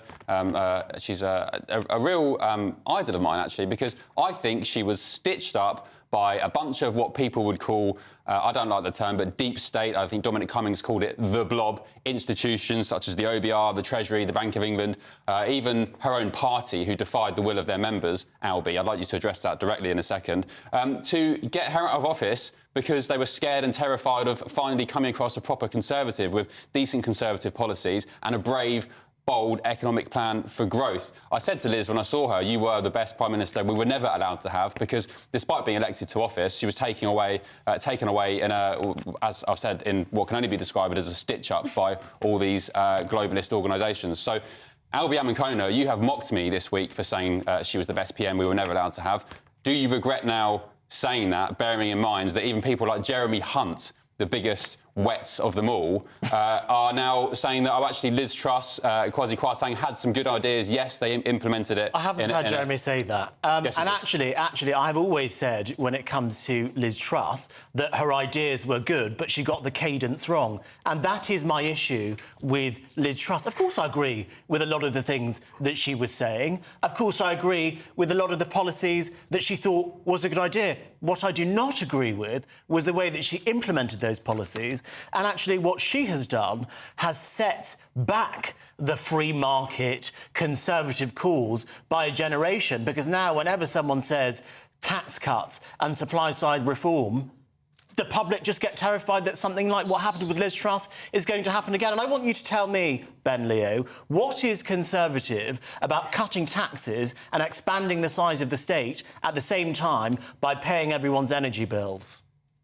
Well, the previous administration, the Conservatives, Labour, have run the country and the economy into such a state that's what was needed to happen to inspire growth in the country. We needed to cut taxes and grow the state at the same time. Yeah, definitely. Right. And Liz, by the way, has a new book out next week, 10 Years to Save the West. And for Lib Dems masquerading as Conservatives like you, Albie, arguably, and people of your ilk in the Conservative Party, are the very reason the Tories are 40 points behind in the polls, or whatever it is. No. That's the reason. Do you know, that's the reason. I have actually... That's the reason you've absolutely destroyed a 2019 majority into... you've turned it into annihilation. Sorry, it was Boris, it was empowerment. And that's the reason you've let people like Labour into Do you know Liz Truss, she does mention in her book that the Queen told her in the one meeting that she had with her not to do things too quickly, and that women have a really difficult time in politics. Yep. And Liz Truss herself says she wished she had listened to the Queen. That is where the book should have ended. That's all you need to hear. No need to buy it. You've heard the best bits right here.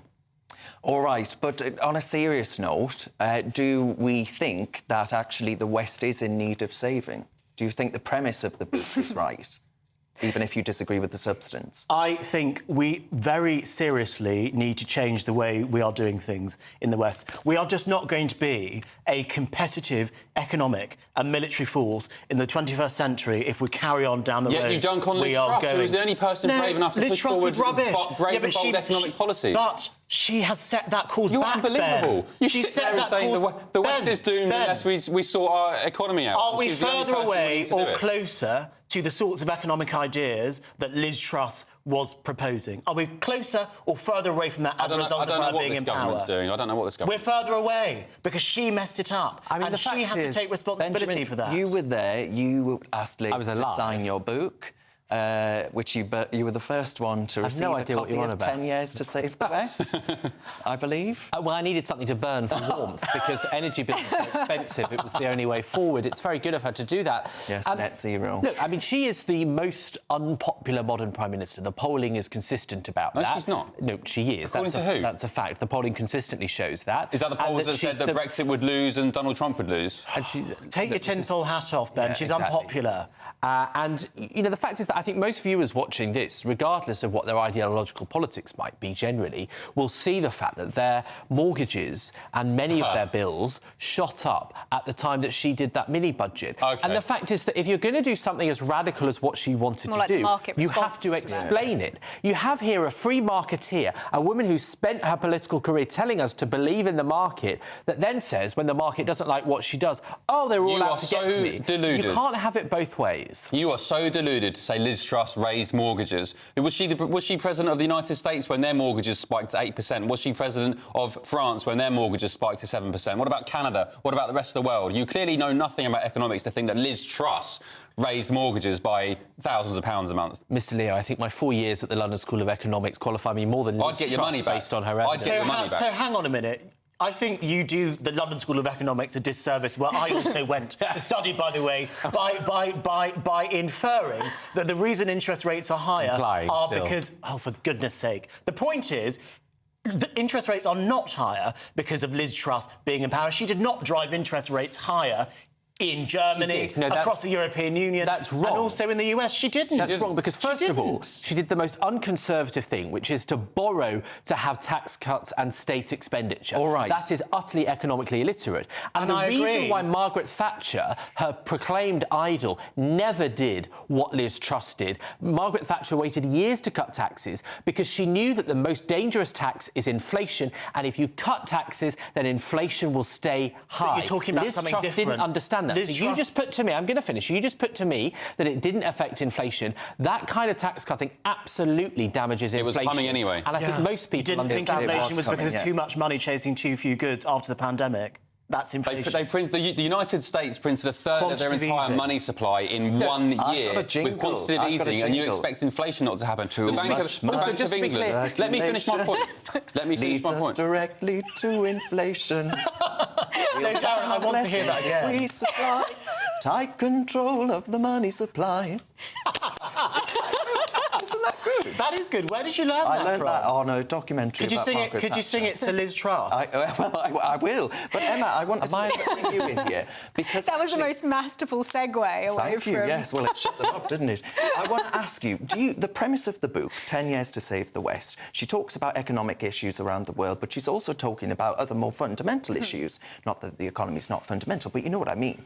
Do you worry? I mean, your question to our Australian guest there was one of, basically, are we doomed? We're in trouble. And I How don't serious think, is it? Is it civilisational? I don't think lowering mortgage rates, although that would obviously be a good thing, or dealing with issues in the economy, is what is going to solve the cultural problem that I think is at the root of why we are in so much trouble.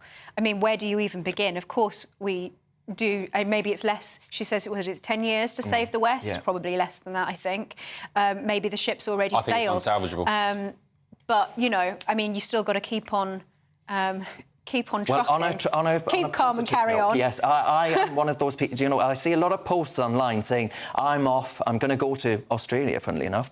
Dubai. And lower taxes, Dubai, well, very much lower taxes, abolish them. Ben Leo's off. I'll be there soon. And look, I'm not willing to leave this country. I will die on this hill, on this rock. And choking on your own blood, as Churchill would have done. Choking on exploited coconut milk. You love the West so much and hate how much it's changing, so you move to the Middle East. No, I don't want to. No, but people going to Dubai. You want to move to Dubai, do you? Well, look, at least they stick by their convictions, and I don't agree with all the. You want to move to a Muslim-majority country because you love the West so much. They take no nonsense. One thing I admire about Islam is the fact that they protect their faith and they stick. You want to move to a Muslim-majority country because you love the West so much.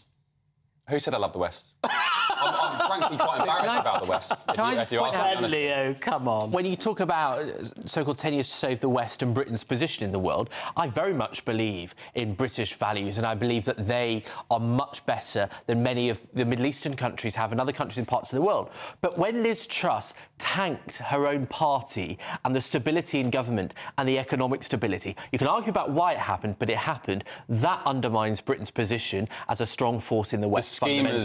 The schemers in the Conservative Party, the OBR, the Bank of England... You can make all the excuses. They Call me a Conservative, Ben Leo, but I think individual responsibility matters, and it's about time Liz Truss had some of that. Okie dokie. Still ahead. Monkeys exploited for coconut milk.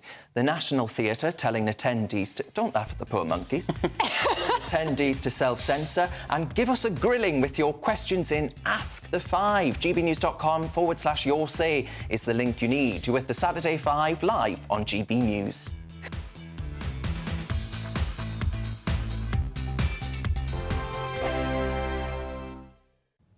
Good evening, welcome to your latest GB News weather from the Met Office. So it's been a bit of a drier day for most of us, but there has been a few showers around. Low pressure never too far away out towards the north of the UK, but higher pressure down towards the south and the west does bring something briefly more settled. There have been those showers around and they will continue through much of Saturday evening, pushing in from the west across parts of Scotland and Northern Ireland, and we could even see some snow continuing across the high ground here. Elsewhere though, generally turning much drier through the evening, with those clear skies allowing temperatures to drop into the single figures, around 7 or 8 degrees across the south, but even lower further north, perhaps some frost in places. So a chilly start across Scotland, Northern England and Northern Ireland, but those showers quickly pushing in from the west again as we go through Sunday morning and into the afternoon. Further south, after a bit of a drier start to the morning, there will be some sunshine through the first part of the day, but some cloud bubbling up as well, and we could see the odd 1 or 2 showers across Wales and into Northern England. Less warm than we saw on Saturday, highs of 14 or 15 in the south and a little bit closer to average further north. Monday starts a widely showery day across the UK. Bands of showers push their way south and eastwards through Monday morning, and then there will be some breaks and some sunnier spells between those showers, but they could be particularly heavy in the north, and a brisk northwesterly wind will make it feel cooler. Showers continue through the first part of next week with temperatures below average, but turning a little milder through the second half of the week. 2024, a battleground year. The year the nation decides. As the parties gear up their campaigns for the next general election. Who will be left standing when the British people make one of the biggest decisions of their lives? Who will rise? And who will fall? Let's find out together. For every moment, the highs, the lows, the twists and turns. We'll be with you for every step of this journey. In 2024, GB News is Britain's election channel. GB News is the home of free speech. We were created to champion it, and we deliver it day in, day out. Free speech allows us all to explore and debate openly the issues most important to us, our families, and of course, the British people. Having challenging conversations to enlighten each other. Which is why we hear all sides of the argument. We are the People's Channel. We will always stand by the freedom to express yourself. On TV, radio and online. This is GB News, Britain's news channel. Join me, Camilla Tominey, every Sunday at 9:30 when I'll be interviewing the key players in British politics and taking them to task. This report basically says that he's not fit to stand trial. With an upcoming election looming over Westminster, now is the time for clear, honest answers. I agree. And that's precisely what I'll get. Is he indecisive? Incompetent? That's the Camilla Tominey Show at 9:30 every Sunday on GB News, the People's Channel, Britain's election channel.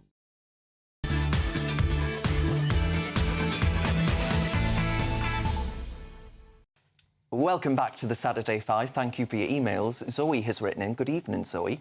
And Zoe says, I can assure you, Ben, not all Scots hate England. The hate comes from the Scottish National Party. The rest of us love you and feel very British. Oh, cheers, Zoe. I don't think she meant you. I think she meant the country. Oh. I'm British and don't love Ben Leo. I'm organising his go-away fund to Dubai, if you want to contribute. All right, Albie, what have you got for us in the Bunch of Five? So my Bunch of Five story is about Tesco, which posted very good earnings this week. It's actually turned, I think it's a 4.4% revenue increase this quarter, but it's had people wondering, is it right that supermarkets are seen to be profiteering during a time there is a cost of living crisis? Some people are saying maybe Tesco, instead of focusing on profits, could have instead been focusing on lower prices for consumers like you at home and us in the studio. So I wonder what the rest of the panel thinks. Emma, do you have any thoughts on whether or not it's right that Tesco is making all of this money during a time of hardship for lots of their customers? Profits go up and down, and the fortunes can turn on a knife edge with any business. So I think you could obviously fairly argue that it's unethical to profiteer, but I don't know enough about Capitalism, this particular baby. case, whether or not that's actually what they're doing. But Ben Leo, the state... Capitalism, baby. The state subsidises a lot of farmers who make goods that then Tesco sell. So some people would argue it's not real capitalism and Tesco is profiteering from the state subsidising farmers. At the same time, farmers can't make any money. So we pay twice. Is that that's people, essentially so it? you're paying your taxes for the subsidies and then you pay for the products. It's not real capitalism. Well, look, what do you I say to people who say that? I say that in part jest, but I mean, look, these supermarkets, it's not just supermarkets, companies around the world have been profiteering and taking advantage of inflationary pressures. Even when inflation's come down, what is it in the UK now, something like 3%, they're still hiking prices or doing shrinkflation, of course, where they reduce the size of items. So I think I'm just so past greedy corporate companies filling their boots with the cash of the little man that it doesn't surprise me anymore. And actually, I mean, that is true capitalism. That's the system we have lived by and abide by and instilled in this country and in the West for many decades. Yeah, but hang on. So whilst I think there might be an argument that Tesco are being a little bit greedy, you know, the notion that would be much better under an alternative system... I didn't suggest No, I know that. you didn't, but that's the sort of narrative we're heading into. Yeah. And I think that would be incredibly dangerous. I mean, let's not forget that Venezuela are currently eating their pets, and that's what Jeremy Corbyn and Owen Jones said would be a good alternative for Britain. And who backs Jeremy Corbyn? Sorry, was it a guy called Keir Starmer that Benjamin likes? The reason Jeremy Corbyn won't be a Labour MP is because of the actions of Jeremy Corbyn. Eat all those horses that didn't die at the... I just point out that we have a very competitive supermarket sector, much more so than most countries, and although it's gone up a lot in the last 2 years, it's much cheaper than Don't most like countries. it, start your own, Albie. All right, Emma. Oh, the National Theatre's got itself in a spot of bother this week and has been criticised for putting up patronising signs to its customers that say this place exists to spark creativity, conversation and thought, although please don't assume that other visitors and staff will necessarily agree with your point of view. So they've been criticised for effectively asking their customers to self-censor. Ah, I see. Sorry, self-censor what? So it's, I mean, they've been criticised because this has been understood as effectively asking people to keep their views to themselves. In the theatre? In the theatre. So this poster... Why would you go to the theatre to start debating each other? It's interesting they put censorship alongside sparking creativity as well. The two things obviously go hand in hand in the minds of the people who run the National Theatre. But sorry, am I being completely dense? Why would you go to the theatre and voice opinion? Surely you go to the theatre and sit down and watch the play, don't you? Well, I doubt you do, but... I think that the reason why... I mean, this is all part of the kind of babying. We see these signs on the tube all the time telling us how to behave ourselves. They're basically trying to tell people not just to be kind, but how to be kind, and presumably don't want their customers sharing their views with their staff. But we live in such fractious times where people, thanks to social media, feel like they can thrust their views on everyone else and are shocked and angry when other people don't agree. I mean, all of them are so politicised. Yes. They're thrusting their views down the throat No, but of hang on, audience that's members. no, going to watch a politically themed show is your choice. Oh, they're all politically themed now, Benjamin. Gosh, you sound like... You sound awful. It's like... well, I was going to say... Good argument. I was going to say you sound like 1930s Germany, sort of casting out culture and theatre. I mean, honestly, I'm pro-freedom of speech and expression. That's not very 1930s Germany, is it, Ben? Quite the opposite. You've But lost the anyway, argument when you do that, Ben. Anywho, Glasgow University I want to go to now. There is a new rector of Glasgow University, and in his speech, his introductory remarks, he quoted Bobby Sands of the IRA, who famously went on his starved himself, essentially, in protest of Margaret Thatcher's policies in Northern Ireland. And frankly, I'm asking myself, why on earth can we not find anyone to be put in universities that isn't on the hard left? Let's watch the clip. And in the words of the immortal Bobby Sands, our revenge will be the laughter of our children. Hasta la victoria siempre. And let's remind ourselves of what Mrs. Thatcher said regarding Bobby Sands. She said, we have harbored those who hated us, tolerated those who threatened us, and indulged those who weakened us. Well, isn't that still timely? Well, it is indeed. It is indeed. And we're back to the ECHR. Let's play that Bobby Sands clip so people know who I'm talking about. And so I want to end with hope. And in the words of the immortal Bobby Sands, our revenge will be the laughter of our children. Hasta la victoria siempre. Bobby Sands, big IRA man. He's sort of almost canonised by the IRA back in Northern Ireland and the Republic, some parts of that anyway. But I actually would argue, Benjamin, that there is a real problem with really quite nasty elements, I think, becoming quite powerful and prominent within universities, and the culture of them, dare I say, is becoming as toxic as you just described and accused Emma of being. Well, I think university rectors are usually elected, if I'm not mistaken, so this is probably a choice of the student body there.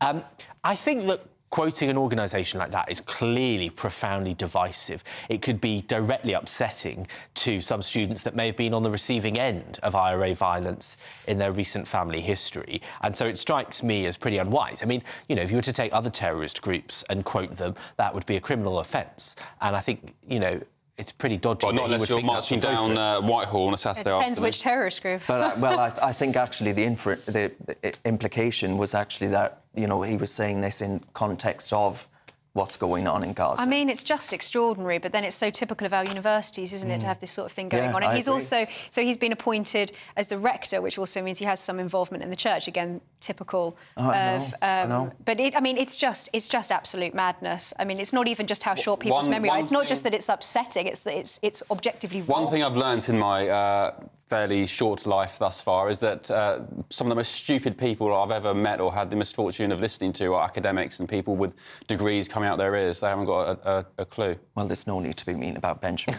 But it's your turn now, Ben. You're optimistic about my CV, but carry on. This week, I don't know if you guys saw, but WhatsApp, owned by parent company Meta, a.k.a. Facebook, Mark Zuckerberg, they have reduced the age for using the app in the UK from 16 to 13. So, I mean, 16 was bad enough. I wouldn't want my soon-to-be 16-year-old kid using WhatsApp, let alone a 13-year-old.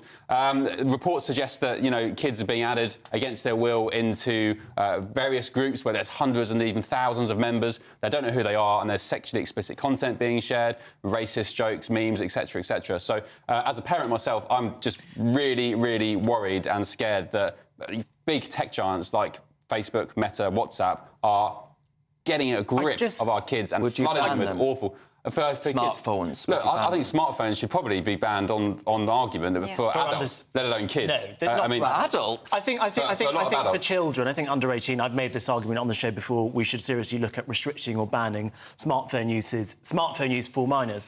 But I just want to come on the point about WhatsApp in particular.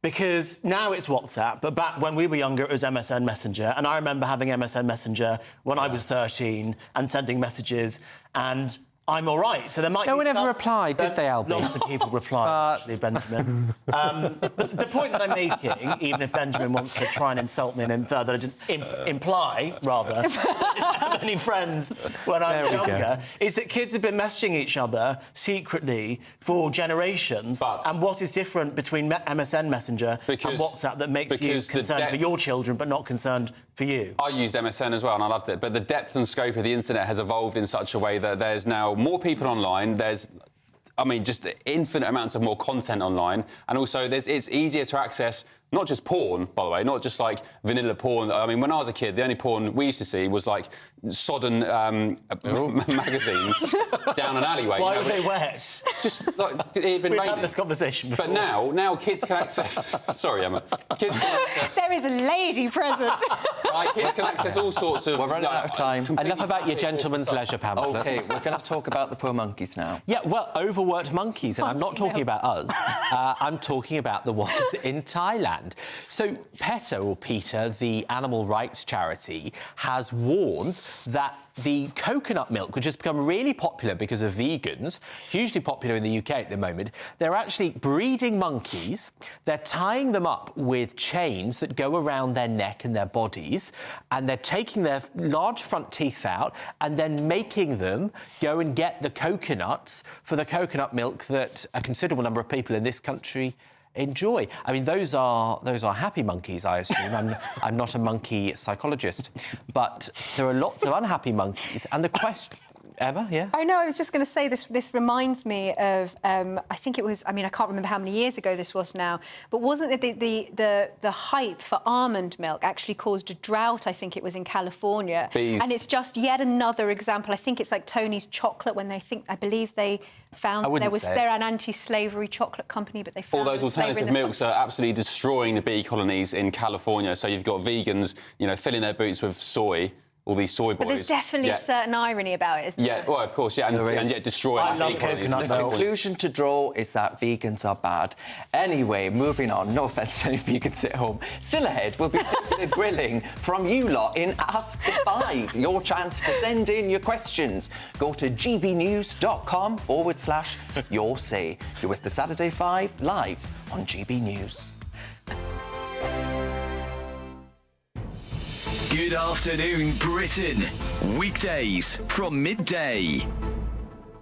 Children's stories like Peter Pan and Alice in Wonderland now come with a trigger warning at universities, alerting readers to possible themes of white supremacy. Yes, these warnings are being applied to colonial narratives, that's the claim, commonly found in adventure stories and famous novels from the Victorian era.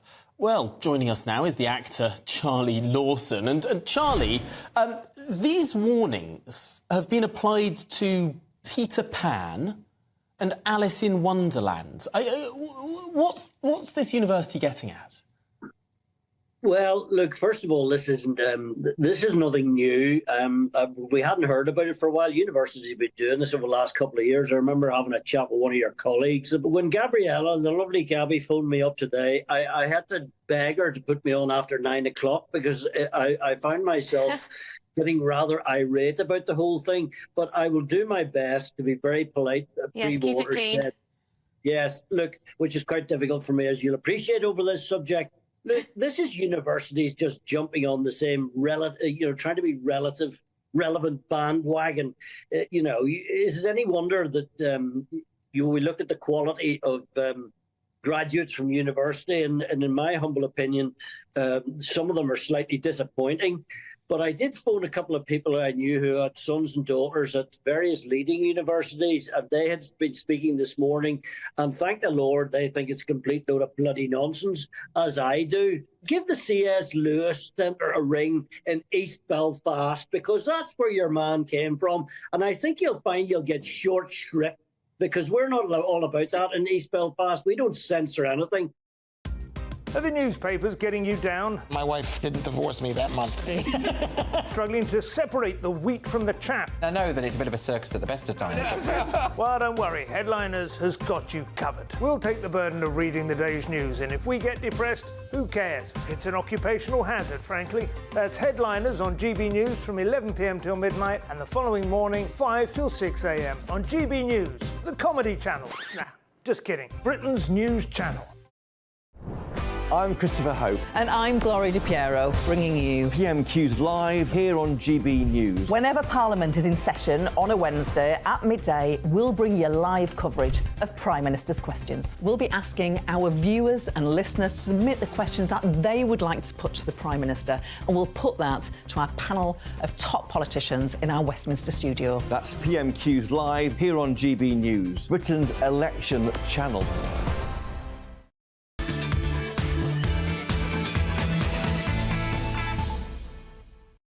Welcome back. Right, it's time for this.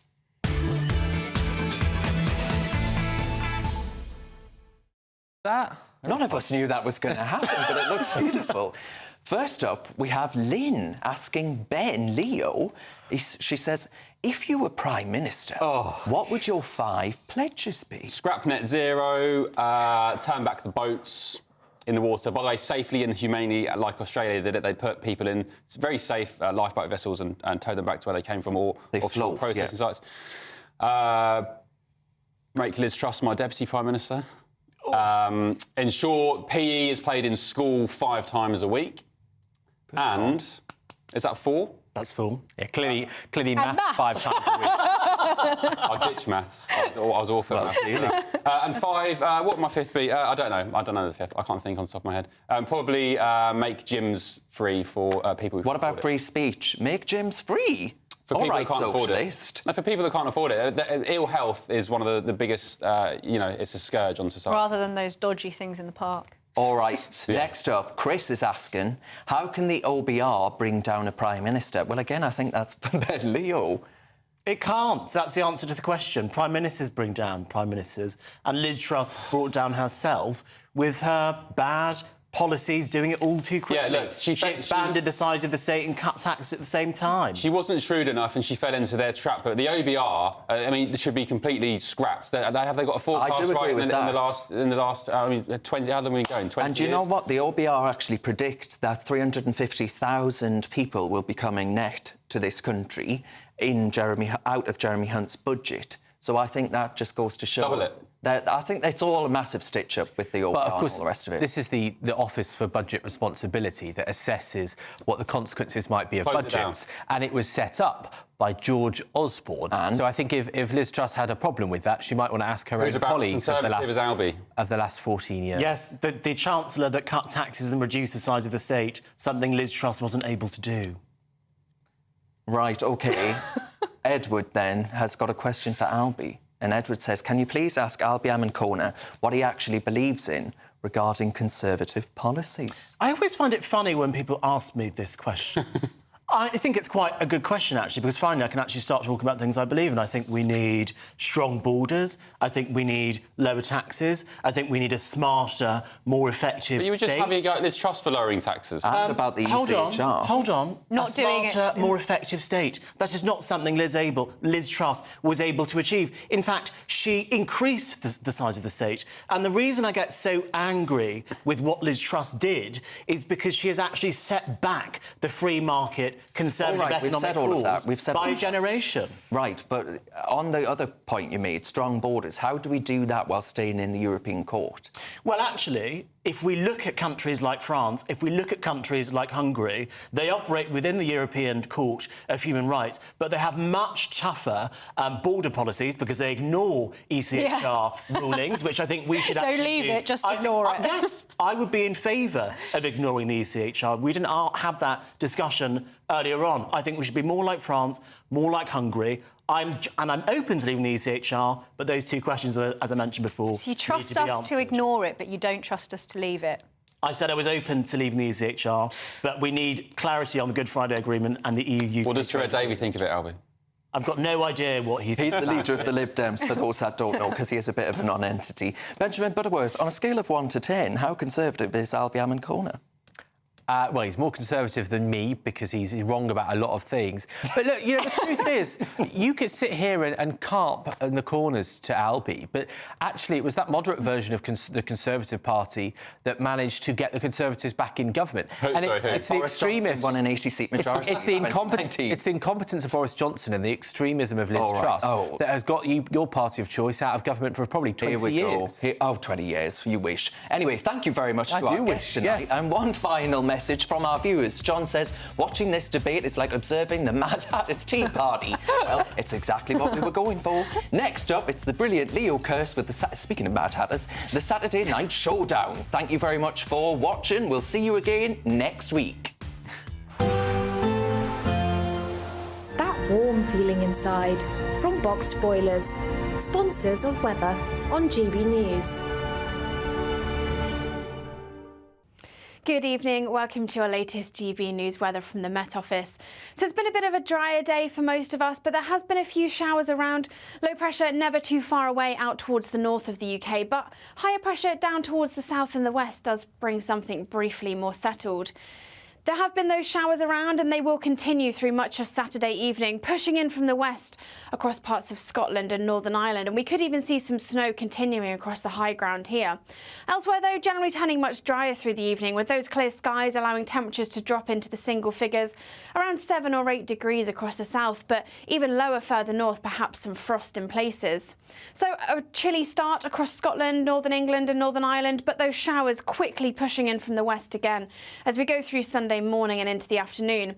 Further south, after a bit of a drier start to the morning, there will be some sunshine through the first part of the day, but some cloud bubbling up as well, and we could see the odd 1 or 2 showers across Wales and into Northern England.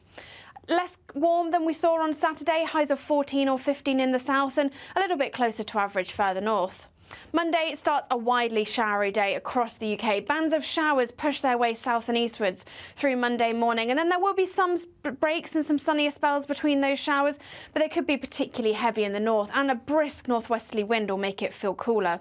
Showers continue through the first part of next week with temperatures below average, but turning a little milder through the second half of the week. Looks like things are heating up. Boxed boilers, sponsors of weather on GB News.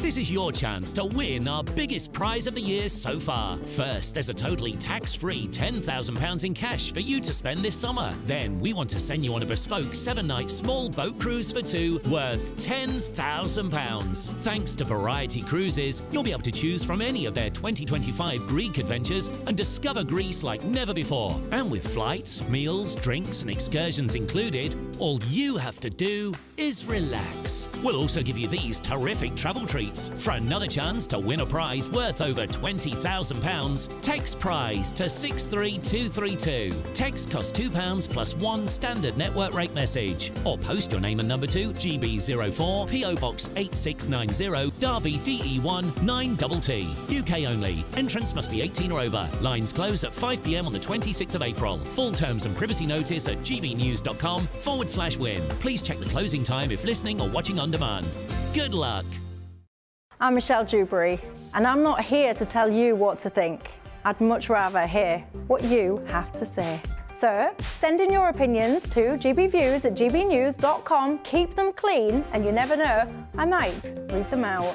With my panel here on Jubes & Co, we debate, we get stuck into the issues of the day on a show where all views are welcome, especially yours. GB News, the People's Channel, Britain's news channel. I'm Patrick Christie's. Every weeknight from 9, I bring you 2 hours of unmissable, explosive debate and headline-grabbing interviews. What impact has that had? We got death threats and the bomb threat and so on. Our job is to do what's in the best interest of our country. You made my argument for me. My guests and I tackle the issues that really matter, with a sharp take on every story. I'm hearing it up and down the country. That was a beginning, not an end. Patrick Christie's tonight from 9 p.m. only on GB News, Britain's news channel. 2024, a battleground year. The year the nation decides. As the parties gear up their campaigns for the next general election. Who will be left standing when the British people make one of the biggest decisions of their lives? Who will rise? And who will fall? Let's find out together. For every moment, the highs, the lows, the twists and turns. We'll be with you for every step of this journey. In 2024, GB News is Britain's election channel. GB News is the home of free speech. We were created to champion it, and we deliver it day in, day out. Free speech allows us all to explore and debate openly the issues most important to us, our families, and of course, the British people. Having challenging conversations to enlighten each other. Which is why we hear all sides of the argument. We are the People's Channel. We will always stand by the freedom to express yourself. On TV, radio and online. This is GB News, Britain's news channel.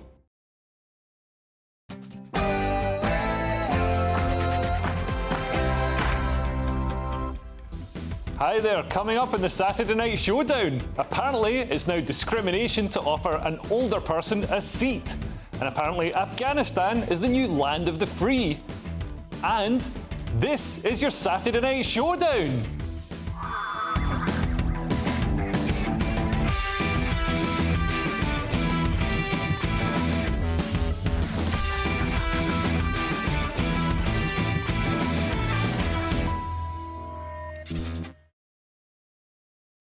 Discussing all tonight's topics, my brilliant panel joining me tonight are Susie Kennedy, Chloe Dobbs and Andrew Eborn. But first, let's get your latest news headlines with Aaron Armstrong.